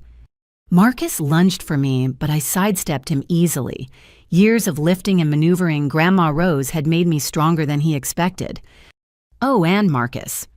I paused at the threshold. That camera you've been using to record me, the FBI will find some interesting footage on there, like you discussing how to forge Grandma's signature or Mom practicing her bribery speech. I left them screaming accusations at each other, their perfect family facade shattered beyond repair. Outside, Morrison waited in his car along with 2 FBI agents who'd arrived early to ensure my safety. How did it go? Morrison asked. Dr. Benson just became a prosecution witness, I said, finally allowing myself to smile, and I got them admitting to the payment on camera. Agent Whitman's voice crackled over the agent's radio. All units in position. Execute search warrants in 15 minutes. I climbed into Morrison's car, watching my childhood home one last time. In 15 minutes, federal agents would swarm through every room, every file, every hidden space. They'd find Walter's forged documents, Charlotte's bribery money, Marcus's embezzlement records. They'd discover cameras full of self-incriminating footage and computers full of evidence Grandma Rose had been documenting for decades. The trap Grandma had spent 20 years building was about to snap shut, and I had a front row seat to watch it all unfold. The vultures had gathered for what they thought would be an easy meal, never realizing they were the ones being hunted all along.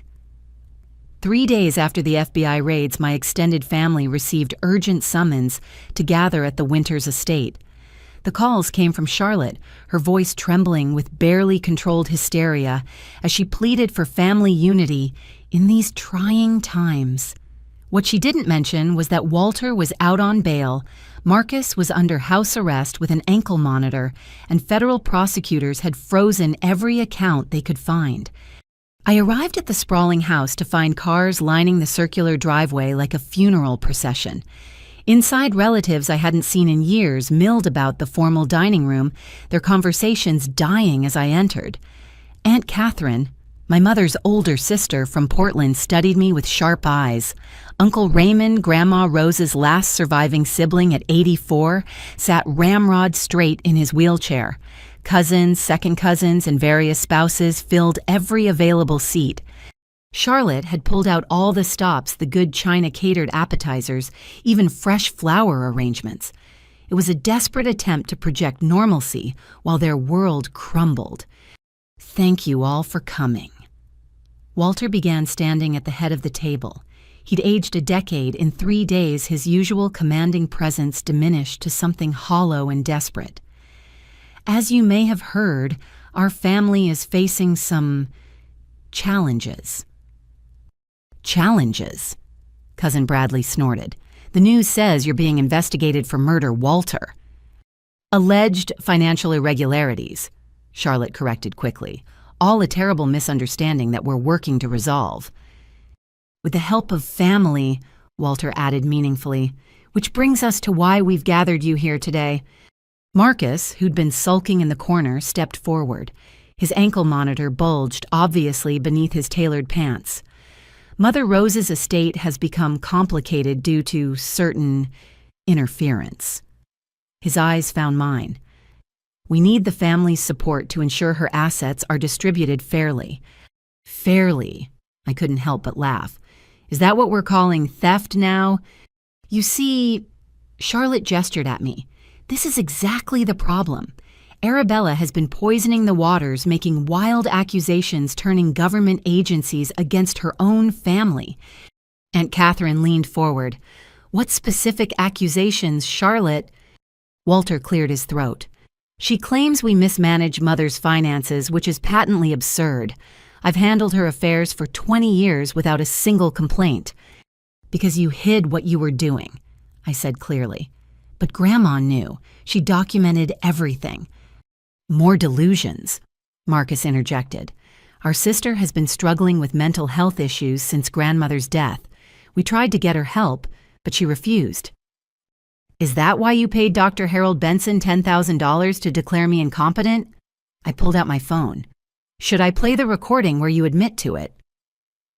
The room stirred uneasily. Uncle Raymond's voice cut through the murmurs. Play it. Charlotte tried to object, but Uncle Raymond's glare silenced her. I played the relevant portion, Dr. Benson's nervous admission about the payment echoing through the room. That's taken out of context, Walter blustered. Then let me provide more context. I stood addressing the room. 25 years ago, Eleanor Matthews died in a car accident. Within days, Walter produced a will naming him executor, inheriting everything she owned. The original will left it all to Grandma Rose. You can't prove that, Charlotte snapped.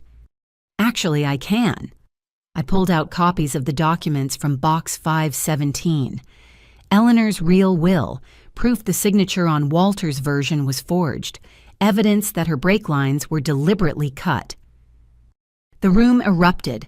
Aunt Catherine snatched the documents, studying them with growing horror. Other relatives crowded around, voices rising in shock and anger. Enough! Walter slammed his hand on the table. These are fabrications. Arabella has always been jealous of Marcus, and now she's trying to destroy our family. The FBI doesn't think they're fabrications, I said calmly. Neither did Grandma Rose when she started documenting your crimes 20 years ago. What crimes? Uncle Raymond demanded. I took a deep breath. Embezzlement, fraud, elder abuse, forged documents, stolen inheritance, and possibly murder. This is slander, Marcus shouted. No, this is evidence. I began distributing copies of Grandma's journal entries, bank statements, and photographs. Grandma knew you were stealing from her. She knew you killed Eleanor, so she spent 20 years building a case that would destroy you all. Aunt Catherine looked up from the papers, her face pale. My God, Charlotte. Mother tried to tell me years ago that something was wrong with Eleanor's death. I didn't listen. Because it's not true. Charlotte's composure finally shattered completely. Mother was senile, she made up stories. Senile. Uncle Raymond's voice was dangerously quiet. My sister was sharp as a tack until her last breath. I spoke with her the week before she died. She told me she was leaving everything to Arabella because the rest of you were vultures.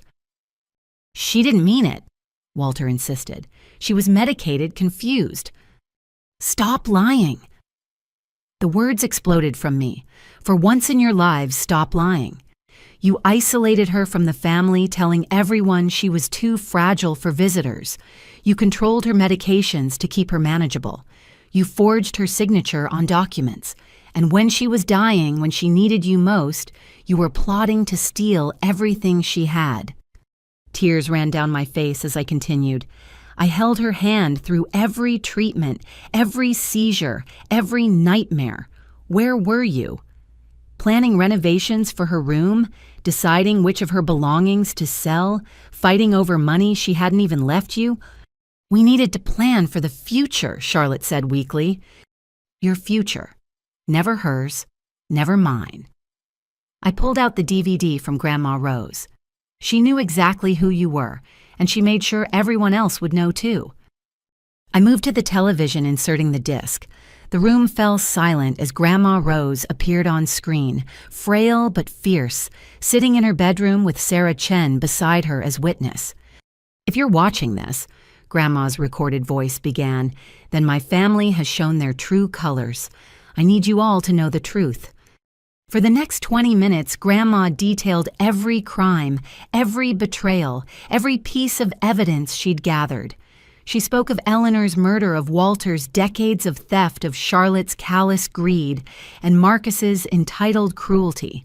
But she also spoke of me, of love and sacrifice, of the daughter of her heart, who'd earned everything through compassion rather than calculation. When it finished, the room was tomb silent. Charlotte wept, whether from grief or self-pity, I couldn't tell. Walter stood frozen, his face gray. Marcus had collapsed into a chair, the reality of his situation finally sinking in. Aunt Catherine stood slowly. I motioned that the family formally recognizes Arabella as the sole legitimate heir to Rose Winter's estate. Seconded, Uncle Raymond said firmly. You can't do this, Walter roared. I'll fight it in court. With what money? Cousin Bradley asked. From what I hear, the feds froze everything you have. Besides, Aunt Catherine added, holding up a document I'd shared, Rose's secondary will states that anyone who contests Arabella's inheritance forfeits their share to charity. You've already triggered that clause, haven't you, Marcus? Marcus's mouth opened and closed soundlessly. One by one, family members stood to leave, many stopping to embrace me or offer apologies for years of absence. Uncle Raymond wheeled over, taking my hand in his weathered ones. Rose would be so proud, he said softly. You did what none of us had the courage to do. You stood up to them. As the house emptied, leaving just my immediate family and me, the facade finally crumbled entirely. Charlotte's perfect makeup ran in streams down her face. Walter gripped the table like it was the only thing keeping him upright. Marcus stared at his ankle monitor as if just realizing it would be part of his life for years to come. Get out, Walter said hoarsely. Get out of my house. Gladly. I gathered my papers, Grandma's DVD, the evidence of their crimes. But remember, this was never your house. It was Grandma's, and according to her will, it's mine now. I left them in their empty dining room, surrounded by the debris of their failed coup. The family meeting they'd orchestrated to turn relatives against me had instead become their final judgment. Grandma Rose had predicted it all, planned for it all, and once again protected me from beyond the grave. As I drove away, I thought I felt her presence beside me, finally at peace, knowing justice would be served. The vultures had gathered for one last feast, only to discover they were the ones being devoured. The pounding on my apartment door at 2 a.m. could have woken the dead. I'd moved into a furnished rental near Morrison's office the day after the family meeting, needing space from the toxic atmosphere of my childhood home. Through the peephole, I saw Marcus swaying on his feet, disheveled and reeking of whiskey even through the door. "Open up, Arabella." He slammed his fist against the wood again. "I know you're in there." I checked my phone already recording, then called building security to alert them before cracking the door open with the chain still engaged. "Marcus, you're drunk and violating your house arrest radius." His bloodshot eyes focused on me with difficulty. "You destroyed everything. Everything. Do you have any idea what you've done? Go home before you make things worse for yourself." "Worse?" He laughed a harsh, broken sound. "How could it get worse? My career's over. Patricia Whitman made sure every firm in the city knows what I did. 300,000 Arabella. 300,000 I have to pay back, and they froze everything." "You stole it, Marcus. What did you expect?" "I borrowed it." He slammed against the door, making the chain rattle. "I was going to pay it back. The cards, the games, I had a system." "Gambling," I said flatly. "You embezzled client funds for gambling. You don't understand the pressure I was under. Everyone expecting success, demanding perfection. Do you know what it's like being the family's golden child?" "No, I was too busy being the family's servant." His face contorted with rage. "You always were a martyr. Poor little Arabella taking care of Grandma. You planned this all along, didn't you? Manipulated her into leaving you everything." "I loved her. That's the difference between us." "Love." He spat the word like poison. "Love doesn't pay bills. Love doesn't buy respect. I needed that money." "So you stole it." "I took what I deserved, what should have been mine." He fumbled in his jacket and my heart stopped as he pulled out a gun. "But you had to ruin it, had to play detective, had to bring in the feds." I kept my voice steady despite my racing pulse. "Marcus, put the gun down. You're drunk and not thinking clearly." "Oh, I'm thinking clearly for the first time in years." He waved the weapon erratically. "Without you, none of this happens. Mom and Dad keep running things. I fix the temporary cash problem. Life goes on. But no perfect Arabella had to have her revenge." "This isn't revenge, it's justice." "Justice." He laughed again, pressing closer to the gap in the door. "There's no justice in this world. There's only winners and losers, and you've made me a loser." "You made yourself a loser when you chose to steal." "Shut up." The gun swung wildly. "I need money, Arabella, real money. Not the pittance they left me, but enough to run, enough to start over somewhere they can't find me." "The FBI has your passport. You're wearing an ankle monitor. There's nowhere to run." "There's always somewhere if you have enough money." His eyes glittered with desperate cunning. "Grandma left you millions. That building, the stocks, all of it. You're going to share." "No, I'm not." "Yes, you are. Because if you don't, I'll tell them everything. How you poisoned her, slowly controlled her medications, isolated her from family. I've got it all figured out. Who do you think they'll believe, the successful lawyer or the bitter spinster?" "The bitter spinster with documented evidence of your crimes." I held up my phone showing the recording app, "including this conversation where you're threatening me with a gun." His face went purple. "Give me that phone." "Building security is already on their way up. So are the police. Your ankle monitor triggered the moment you left your approved radius." As if on cue, footsteps echoed in the hallway. Marcus spun toward the sound and I slammed the door shut, engaging the deadbolt. He howled and pounded on it, but within seconds, I heard security officers shouting commands. Through the peephole, I watched them disarm and restrain him. The gun turned out to be Walter's antique revolver, unloaded, but still a violation of his bail conditions. Marcus sobbed as they held him, all his bravado evaporating. "It's not fair," he kept repeating. "I'm the successful one. I'm the one who matters." The police arrived within minutes, federal marshals right behind them. I gave my statement, provided the recording, and watched them load Marcus into a patrol car. His house arrest had just become actual arrest, with new charges of criminal threats, weapons violations, and attempted extortion added to his growing list. Morrison arrived as they were finishing up, having rushed over despite the late hour. "Are you all right?" "Shaken, but safe," I admitted. I knew he was desperate, but I didn't expect him to completely implode like this. Criminals often do when cornered. The golden child discovering he's actually fool's gold tends to break them. He studied me with concern. "This recording will be devastating for his defense.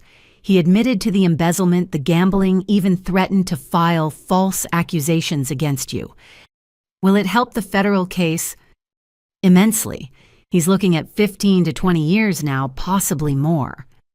Morrison's expression grew grim. "Your parents will blame you for this." "They already do." The next morning, news of Marcus's arrest spread quickly. My phone buzzed with calls from relatives, reporters, and numbers I didn't recognize. I ignored them all, focusing instead on meeting with Agent Whitman to review the new evidence. "Your brother handed us everything we needed," she said, reviewing the recording. "His admission about the gambling establishes motive for the embezzlement.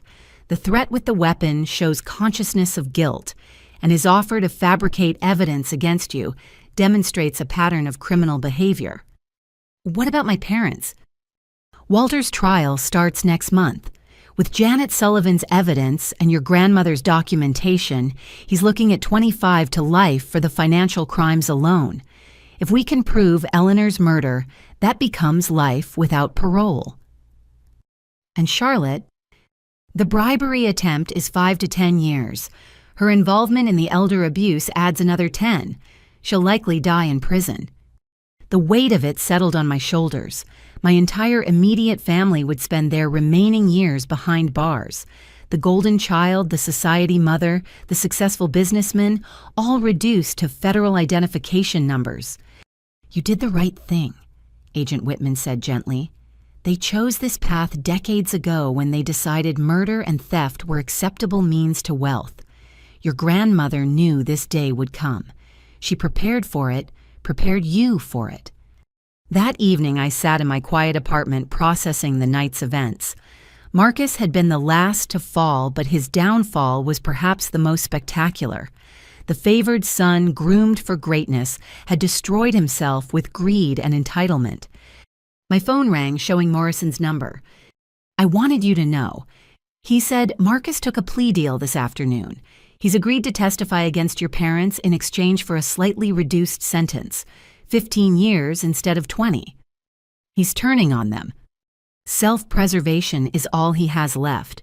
Walter and Charlotte created a monster, and now that monster will help destroy them." After we hung up, I poured a glass of wine and raised it to Grandma Rose's photo on my mantel.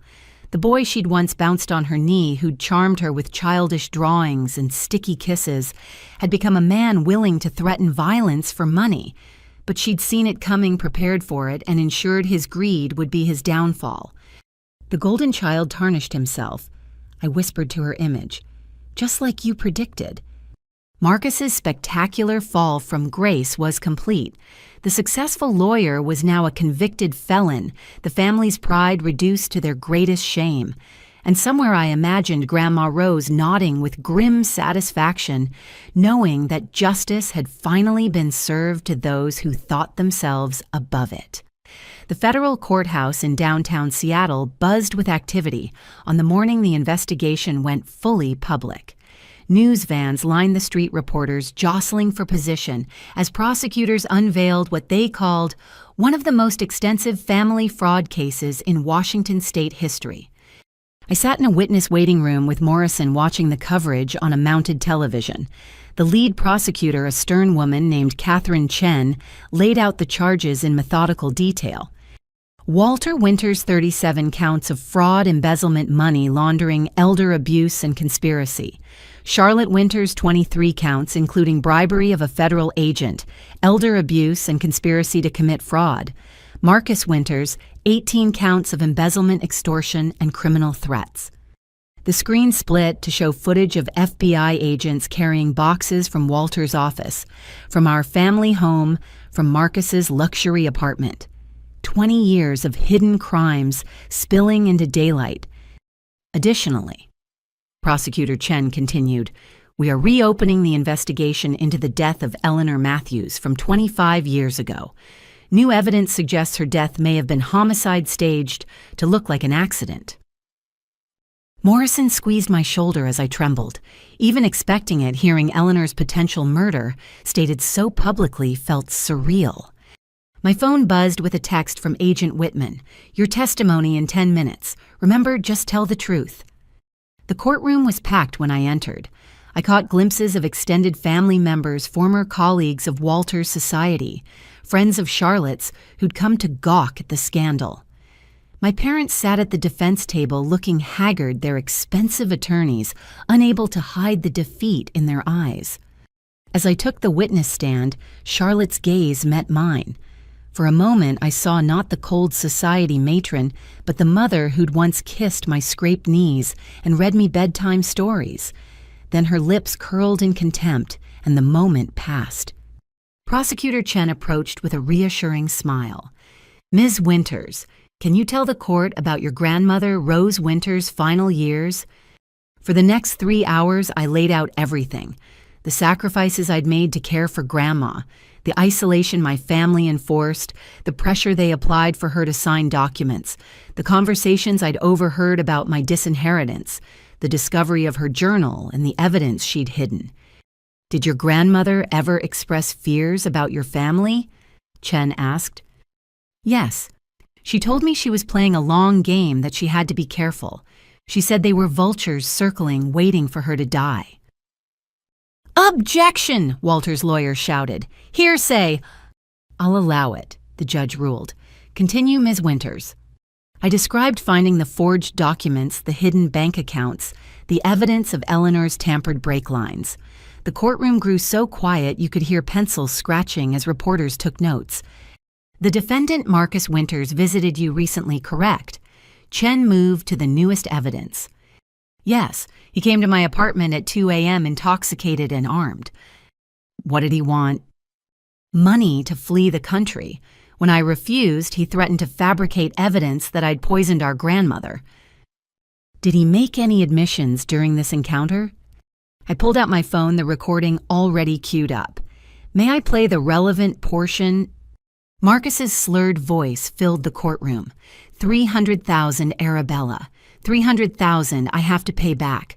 The cards, the games, I had a system. Later, without you, none of this happens. Mom and Dad keep running things. I fix the temporary cash problem. Life goes on. The jury leaned forward as Marcus's recorded voice threatened to lie about my poisoning Grandma. Several gasped at the venom in his tone. No further questions, Chen said. The defense attorneys tried to discredit me, painting me as a bitter daughter, angry about her inheritance. But every accusation fell flat against the mountain of evidence. When Charlotte's lawyer suggested I'd manipulated my dying grandmother, I simply responded, I loved her. I cared for her. That's not manipulation, that's family, or it should be. The real bombshell came that afternoon when Richard Dalton took the stand. Charlotte's affair partner now states evidence looked like a man facing his own mortality. Mr. Dalton. Prosecutor Chen began, you were romantically involved with Charlotte Winters. For 5 years, yes. Did she ever discuss her family's financial situation? Richard's hands shook as he answered. She said once Walter was arrested, she'd divorce him, and we'd live off what she called the Eleanor money. She said they'd been careful for 25 years, and no one would ever prove anything about the accident. She specifically used the word accident. She said, we made it look like an accident, and that's all anyone can prove. The courtroom erupted. Charlotte shot to her feet, screaming, you lying bastard, you swore you loved me. The judge pounded his gavel, ordering her removed. As bailiffs escorted her out, she turned to me one last time. You did this. You destroyed us. I wish you died instead of her. So do I whispered, though only Morrison heard me. The following days brought an avalanche of evidence. Janet Sullivan testified about decades of financial crimes, providing detailed documentation. Sarah Chen from the credit union explained how Grandma Rose had methodically protected her assets while gathering evidence. Patricia Whitman laid out the 2-year federal investigation, revealing wiretaps, surveillance footage, and financial tracking that painted a damning picture. Dr. Harold Benson, given immunity for his testimony, admitted to being paid to declare me mentally incompetent. They said she was stealing from the family that I'd be helping protect their assets. I didn't know about the federal investigation, I swear. But the most dramatic moment came when Eleanor Matthews' case was presented. A forensic specialist testified that new analysis of the brake line photographs showed clear tool marks consistent with deliberate sabotage. The timing of Walter's takeover of her estate, the forged will, the missing police evidence, it all pointed to premeditated murder. We believe Prosecutor Chen stated that Walter and Charlotte Winters murdered Eleanor Matthews for her $4 million estate, then used that money to build their own fortune while systematically stealing from Rose Winters over the next 2 decades. On the final day of testimony, they played Grandma Rose's DVD in its entirety. Her voice, strong despite her frailty, filled the courtroom as she detailed every crime, every betrayal, every piece of evidence she'd gathered. "I stayed silent to protect Arabella," her recorded voice said. "As long as I lived, they needed me for appearances, but I knew once I was gone, they'd turn on her. So I prepared, I gathered, I documented, and I made sure that when this day came, the truth would destroy them." They killed my sister Eleanor. I could never prove it, but I knew. The way Walter appeared with papers so quickly, the way Charlotte suddenly had money for jewelry and cars. Blood money, all of it. But my Arabella, she's clean. She's good. She loved me when there was nothing to gain from it. So I'm leaving her everything, and I'm leaving them the justice they deserve. When the video ended, several jury members were crying. Even the judge seemed affected, calling a brief recess to compose himself. Walter's defense made one last desperate play, calling a surprise witness their own daughter. But I wasn't the witness they expected. Instead, they called a cousin who barely knew us, trying to testify about my unstable behavior at family gatherings years ago. It was pathetic and quickly dismissed. In her closing argument, Prosecutor Chen painted a picture of 3 decades of greed, betrayal, and murder. This family built their wealth on blood and theft. They killed Eleanor Matthews. They robbed Rose Winters. They tried to destroy Arabella Winters when she threatened their empire of lies. Today, you have the power to end their reign of greed and give them the justice they've avoided for 25 years. The jury deliberated for only 4 hours. As they filed back in, I held Morrison's hand, my heart pounding. On the charge of murder in the first degree of Eleanor Matthews, we find the defendant, Walter Winters, guilty. We find the defendant, Charlotte Winters, guilty. The guilty verdicts rolled on fraud, embezzlement, elder abuse, money laundering conspiracy, every charge, every count. Marcus had already pled guilty, but hearing his crimes confirmed in open court still felt necessary. As the bailiffs prepared to lead them away, Walter turned to me. The commanding father I'd feared my whole life looked small, broken old. "I hope you're satisfied," he said. "I'm not," I replied honestly, "but Grandma Rose is, and Eleanor, that's all that matters." Charlotte said nothing, her perfect composure finally completely shattered. The society queen would trade her designer suits for prison orange, her country club lunches for cafeteria trays. Outside the courthouse, reporters swarmed, but Morrison and Agent Whitman helped me navigate to a waiting car. As we drove away, I saw the news vans, the headlines already forming, "Seattle Society Family Convicted of Murder. 25-year-old cold case solved. Daughter's testimony destroys dynasty of greed." But I didn't care about the sensationalism. All I could think about was Grandma Rose, who'd spent her final years gathering evidence and protecting me.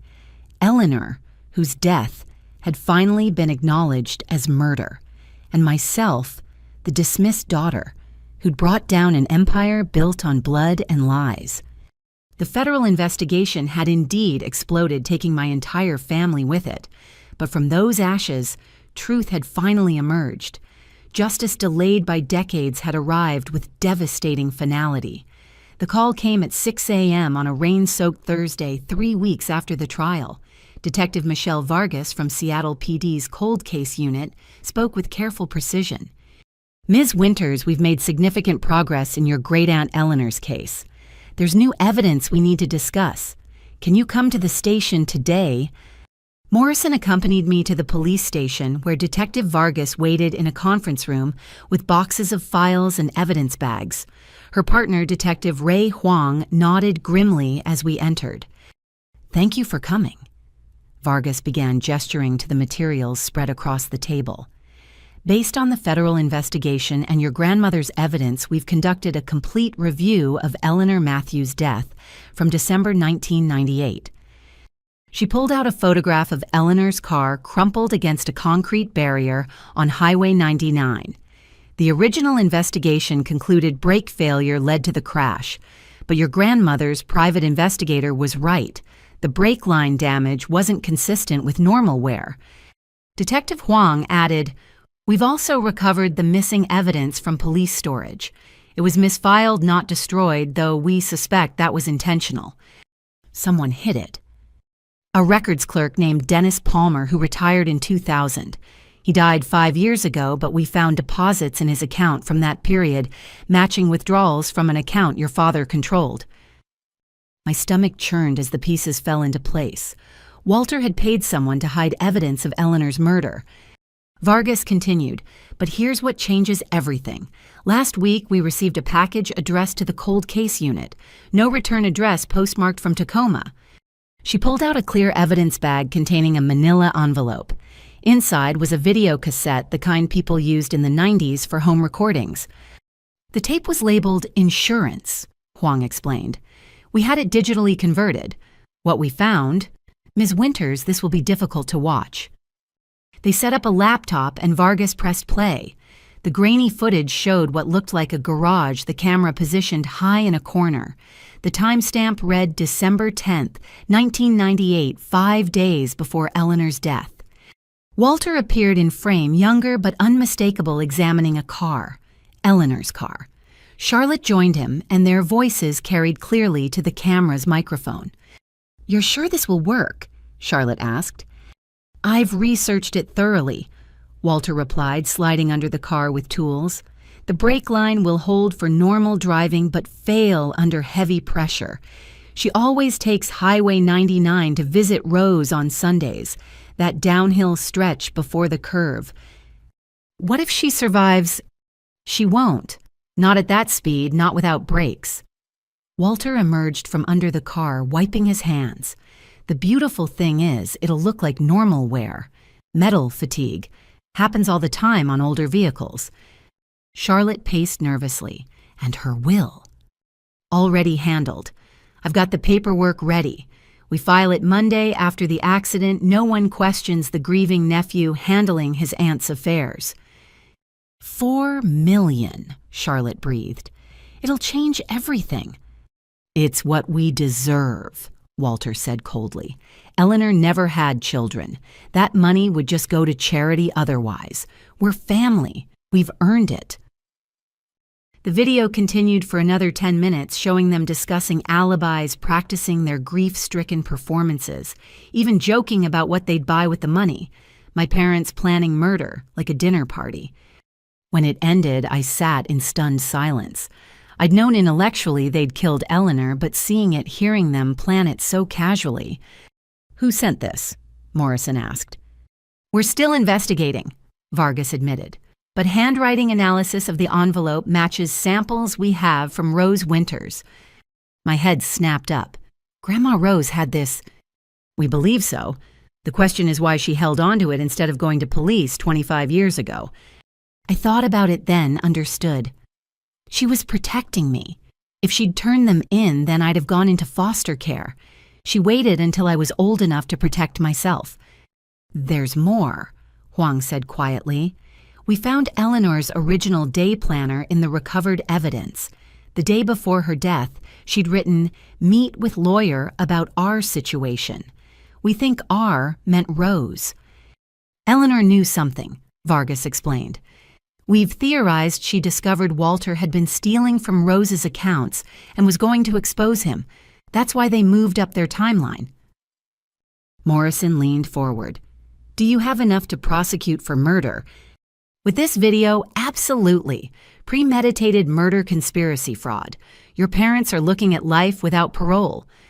They showed me more evidence, financial records, proving Walter had started planning the estate takeover months before Eleanor's death. Charlotte's journal from that period with coded references to the project, even receipts for the tools Walter used to sabotage the brake line. "Your grandmother was meticulous," Vargas said with clear admiration.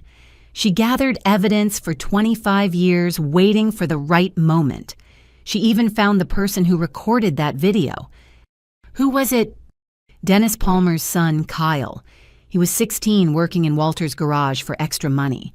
He'd set up the camera to record himself practicing guitar, but caught your parents instead. He told his father, who was a police records clerk. And Dennis hid the evidence for money," I finished. "Kyle kept the original tape out of fear. When he heard about the federal investigation, his conscience finally won. He mailed it anonymously, but we tracked him down. He's agreed to testify." The detectives spent another hour walking me through their case. With each piece of evidence, Eleanor became more real to me. Not just a name in family stories or a victim in reports, but a woman who'd loved her sister, who'd tried to protect her, who died for discovering the truth. "We've scheduled a press conference for tomorrow," Vargas said. "We'll be announcing additional murder charges against your parents. Are you prepared for the media attention?" "I've been prepared my whole life," I said. "I just didn't know it." That evening, I visited Eleanor's grave for the first time in years. The headstone was simple: Eleanor Matthews' beloved sister, 1941-1998. I'd brought roses from Grandma's garden, the first blooms of spring. "I'm sorry it took so long," I told the stone, "but Grandma never forgot.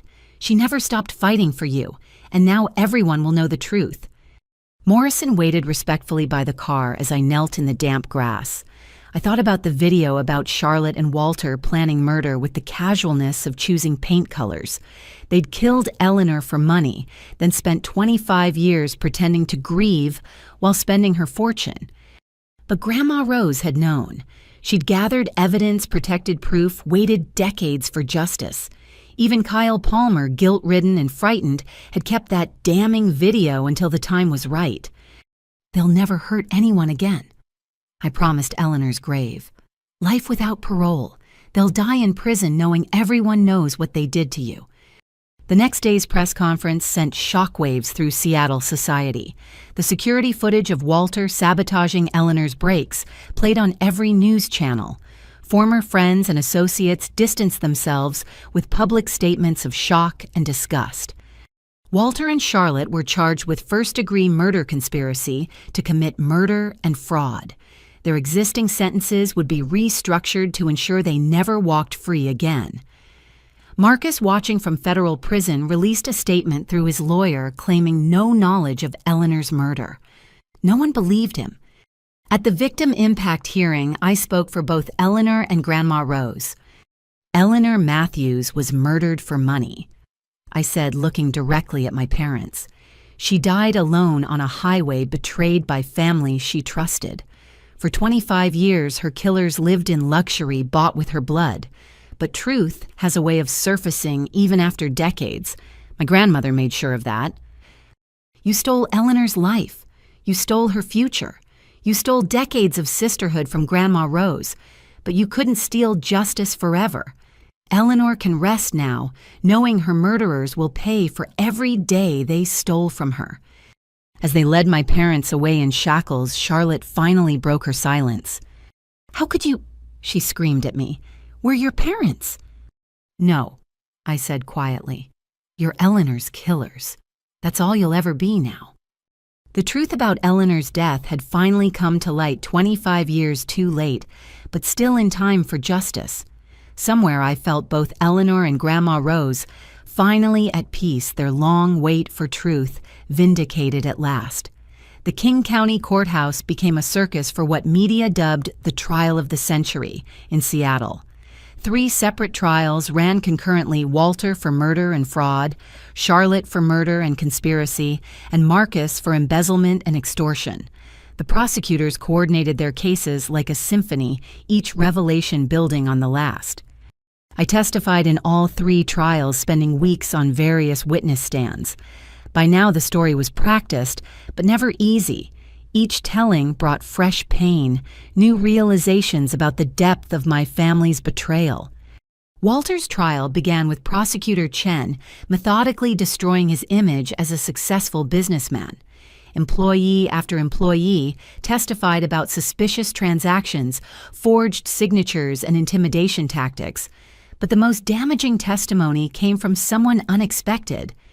"State your name for the record," Chen instructed. "Evelyn Harper. I was Eleanor Matthews' best friend." The silver-haired woman in her 80s commanded the courtroom's attention as she revealed a secret kept for 25 years. "Eleanor called me the night before she died," Evelyn testified. "She was terrified.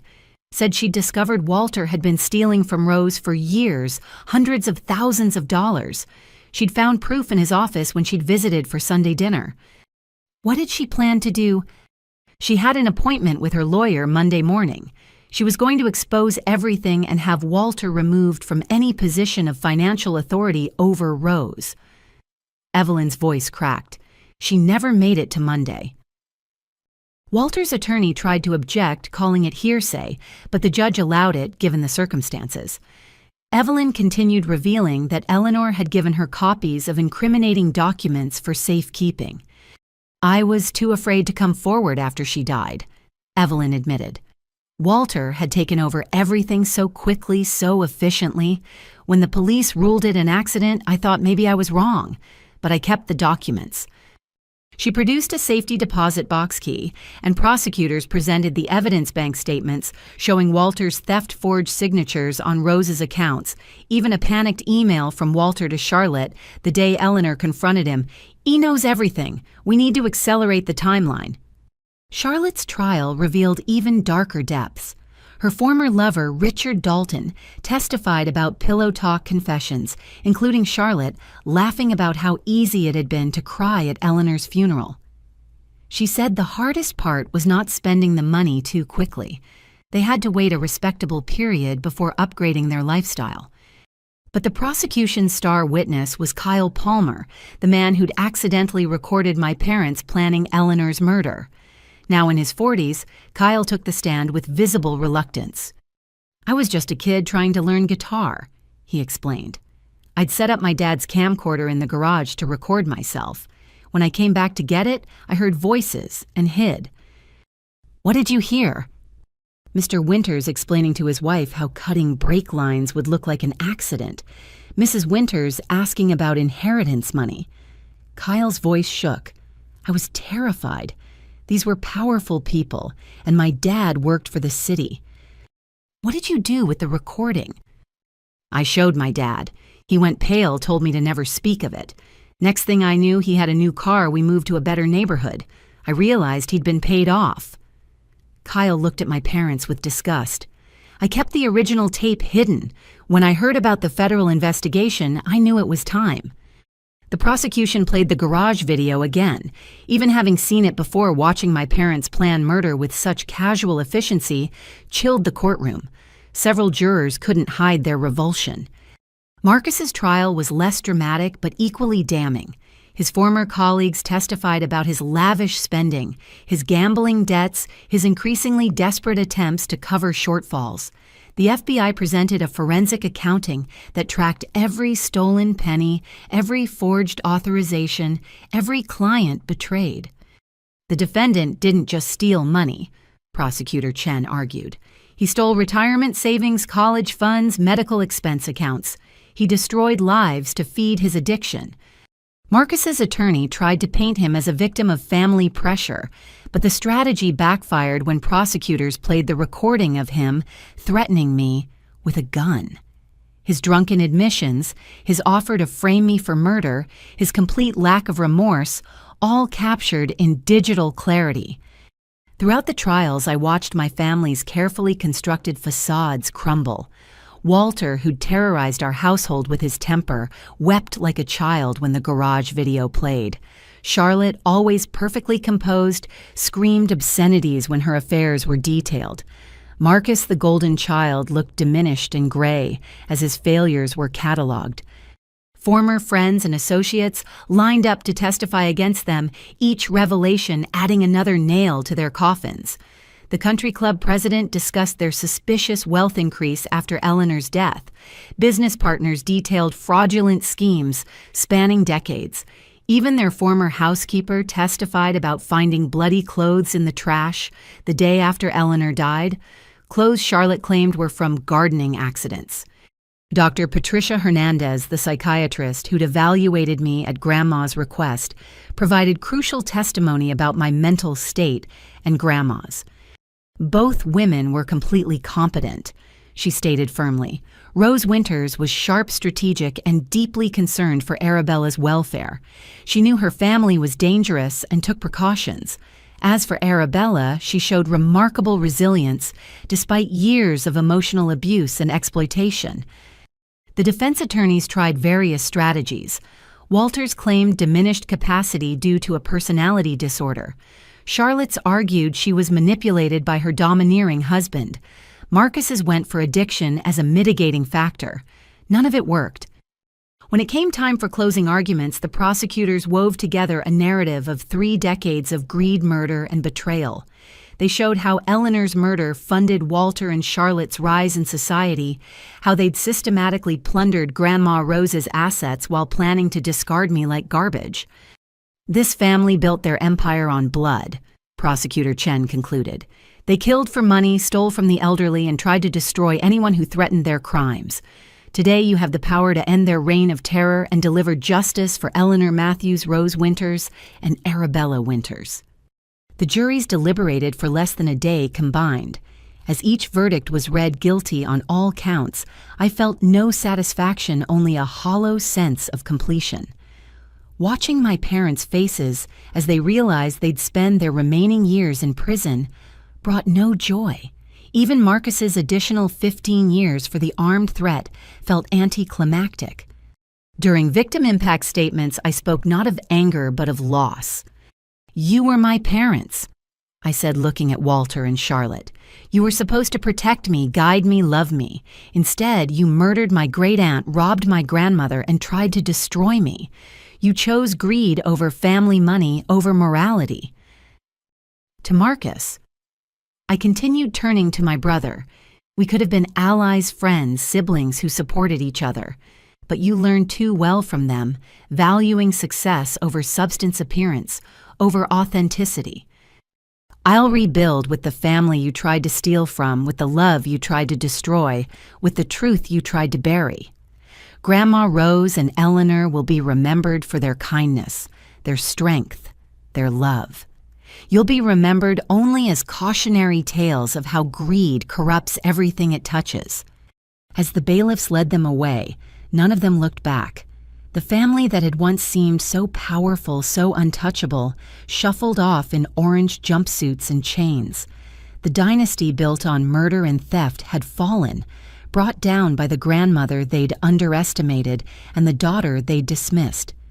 Outside the courthouse, hundreds of people waited.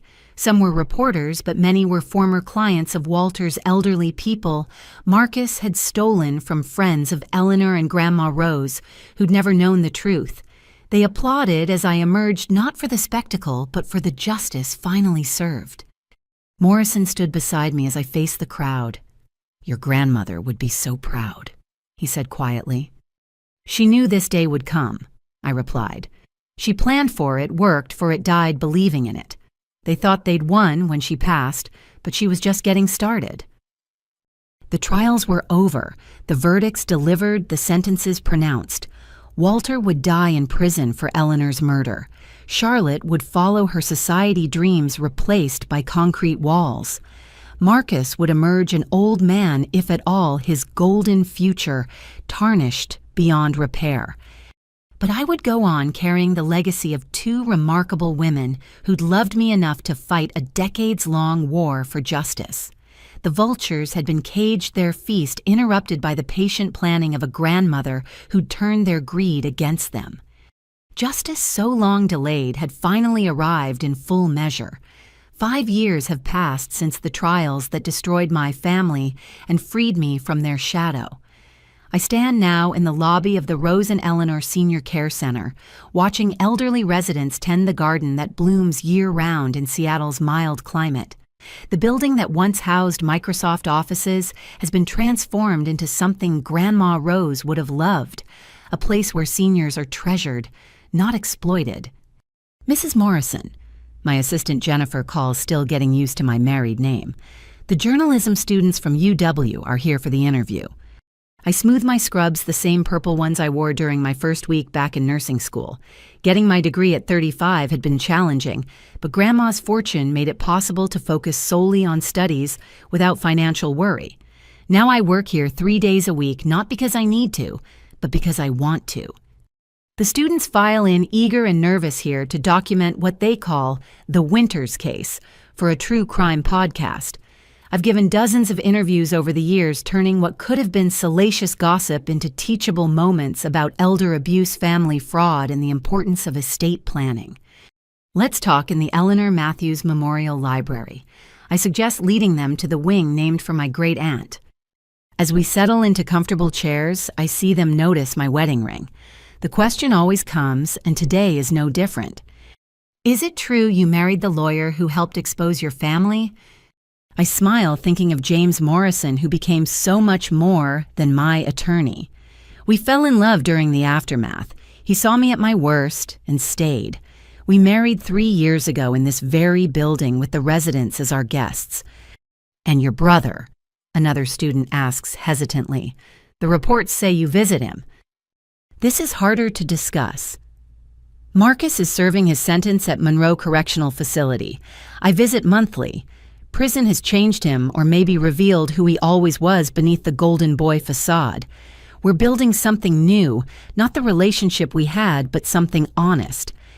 I don't mention how he sobbed during our first visit, apologizing for the gun, for the threats, for choosing greed over family, or how he's teaching literacy to other inmates, finding purpose in service for the first time in his life. His release is still 8 years away, but I'll be there when he walks out. What about your parents? Walter died in prison 3 years ago. Heart attack. Charlotte is in failing health at the women's facility in Purdy. I've seen her twice. The first time she spat at me. The second she asked about the roses in Grandma's garden. I told her they still bloom every spring. What I don't say is how small she looked in prison gray, how her perfect manicure has been replaced by bitten nails, how she cried when I told her Marcus was teaching others to read. Some transformations come too late to matter, but they come nonetheless. The inheritance, one student ventures, $50 million is life-changing money. It's responsibility-changing money. I correct.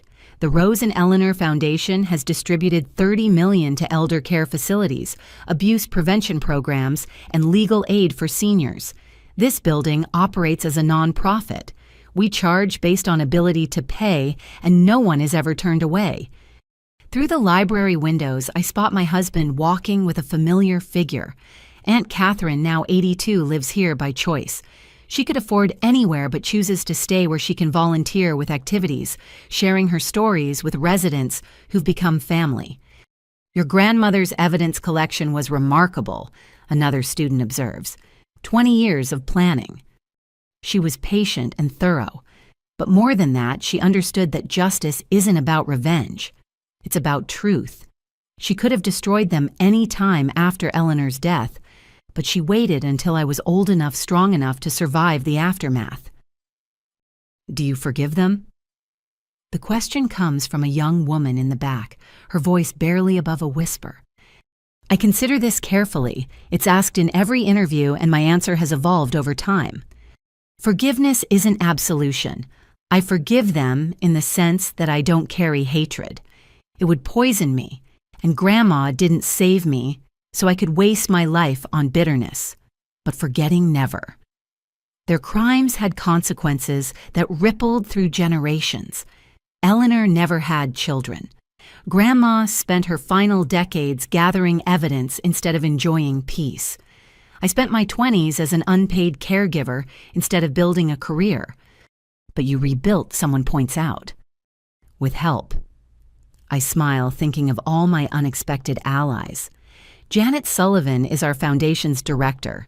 Sarah Chen from the credit union serves on our board. Even Patricia Whitman retired from the FBI volunteers here, teaching self-defense to seniors. The network Grandma built to expose crimes has become a network for healing. Any regrets? The lead student asks. Only one. I wish Eleanor could see what her sacrifice ultimately built. This center serves 300 seniors. We've helped dozens of families recognize and escape financial abuse. Her death was a tragedy, but her legacy is triumphant. As the interview concludes and the students pack up their equipment, Jennifer appears with a reminder about the afternoon's dedication ceremony. We're opening a new wing funded by a surprise donation from someone who wished to remain anonymous, but whose lawyer's letterhead I recognized. In the garden, residents and staff gather as I take the podium. My husband stands in the front row, his encouraging smile still making my heart flutter after all these years.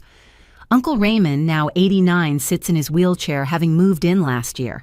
He's our unofficial historian, regaling anyone who will listen with stories of Rose and Eleanor's childhood. Today we dedicate the Kyle Palmer Rehabilitation Wing, I announce.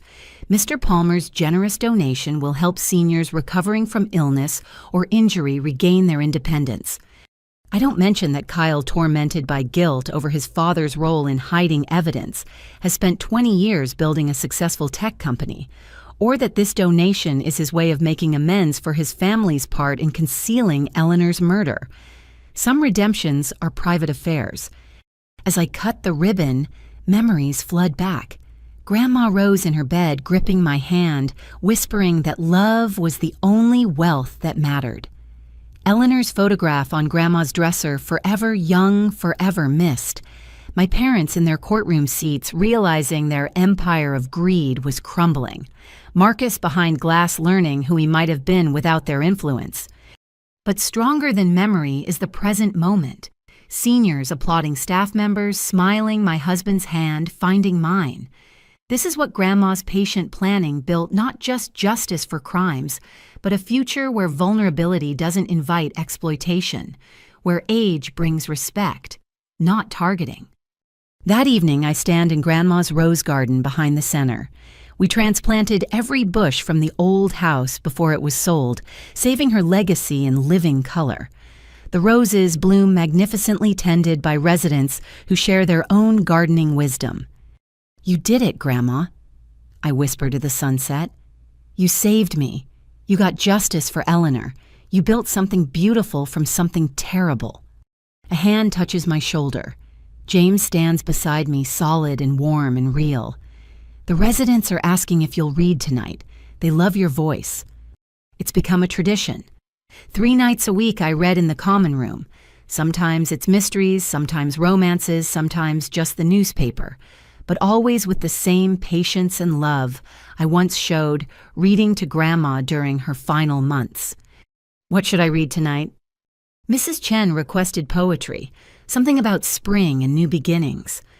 I laugh thinking of Sarah Chen, who moved in last year and immediately organized a financial literacy program for residents. Poetry it is. As we walk back inside, I pass the memorial wall where photographs of departed residents remind us why this work matters. Eleanor's picture hangs there, finally honored as she deserved.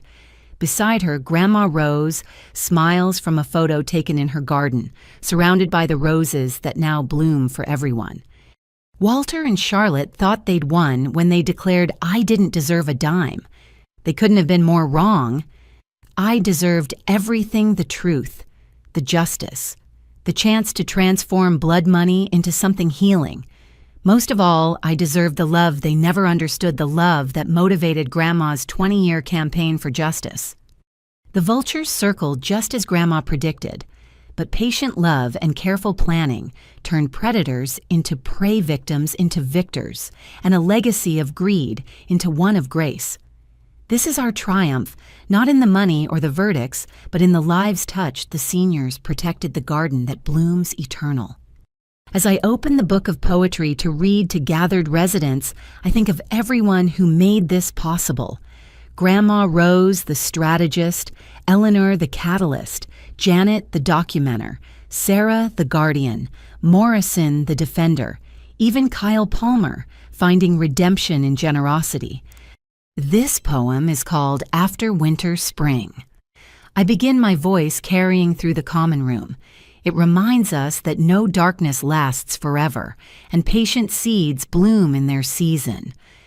The residents listen with the same attention Grandma once gave my words. In their faces, I see her legacy multiplied, protected, respected, cherished.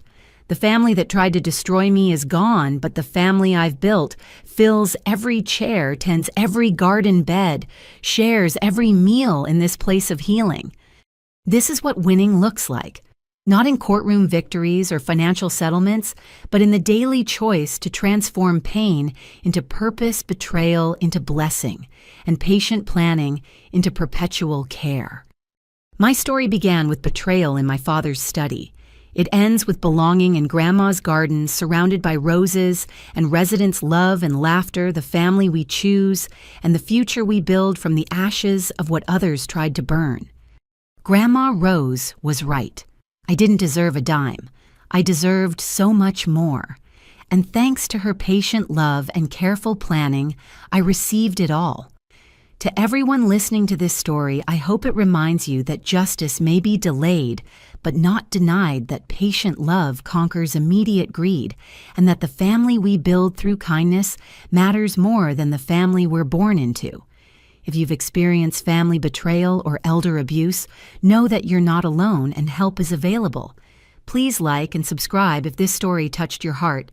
Share it with someone who needs to hear it, and comment below about the family, whether born or chosen, who've shown you what love really means. Thank you for joining me on this journey, and may you always remember that true wealth lies not in what we take, but in what we give. Until next time, tend your own gardens with patience and love.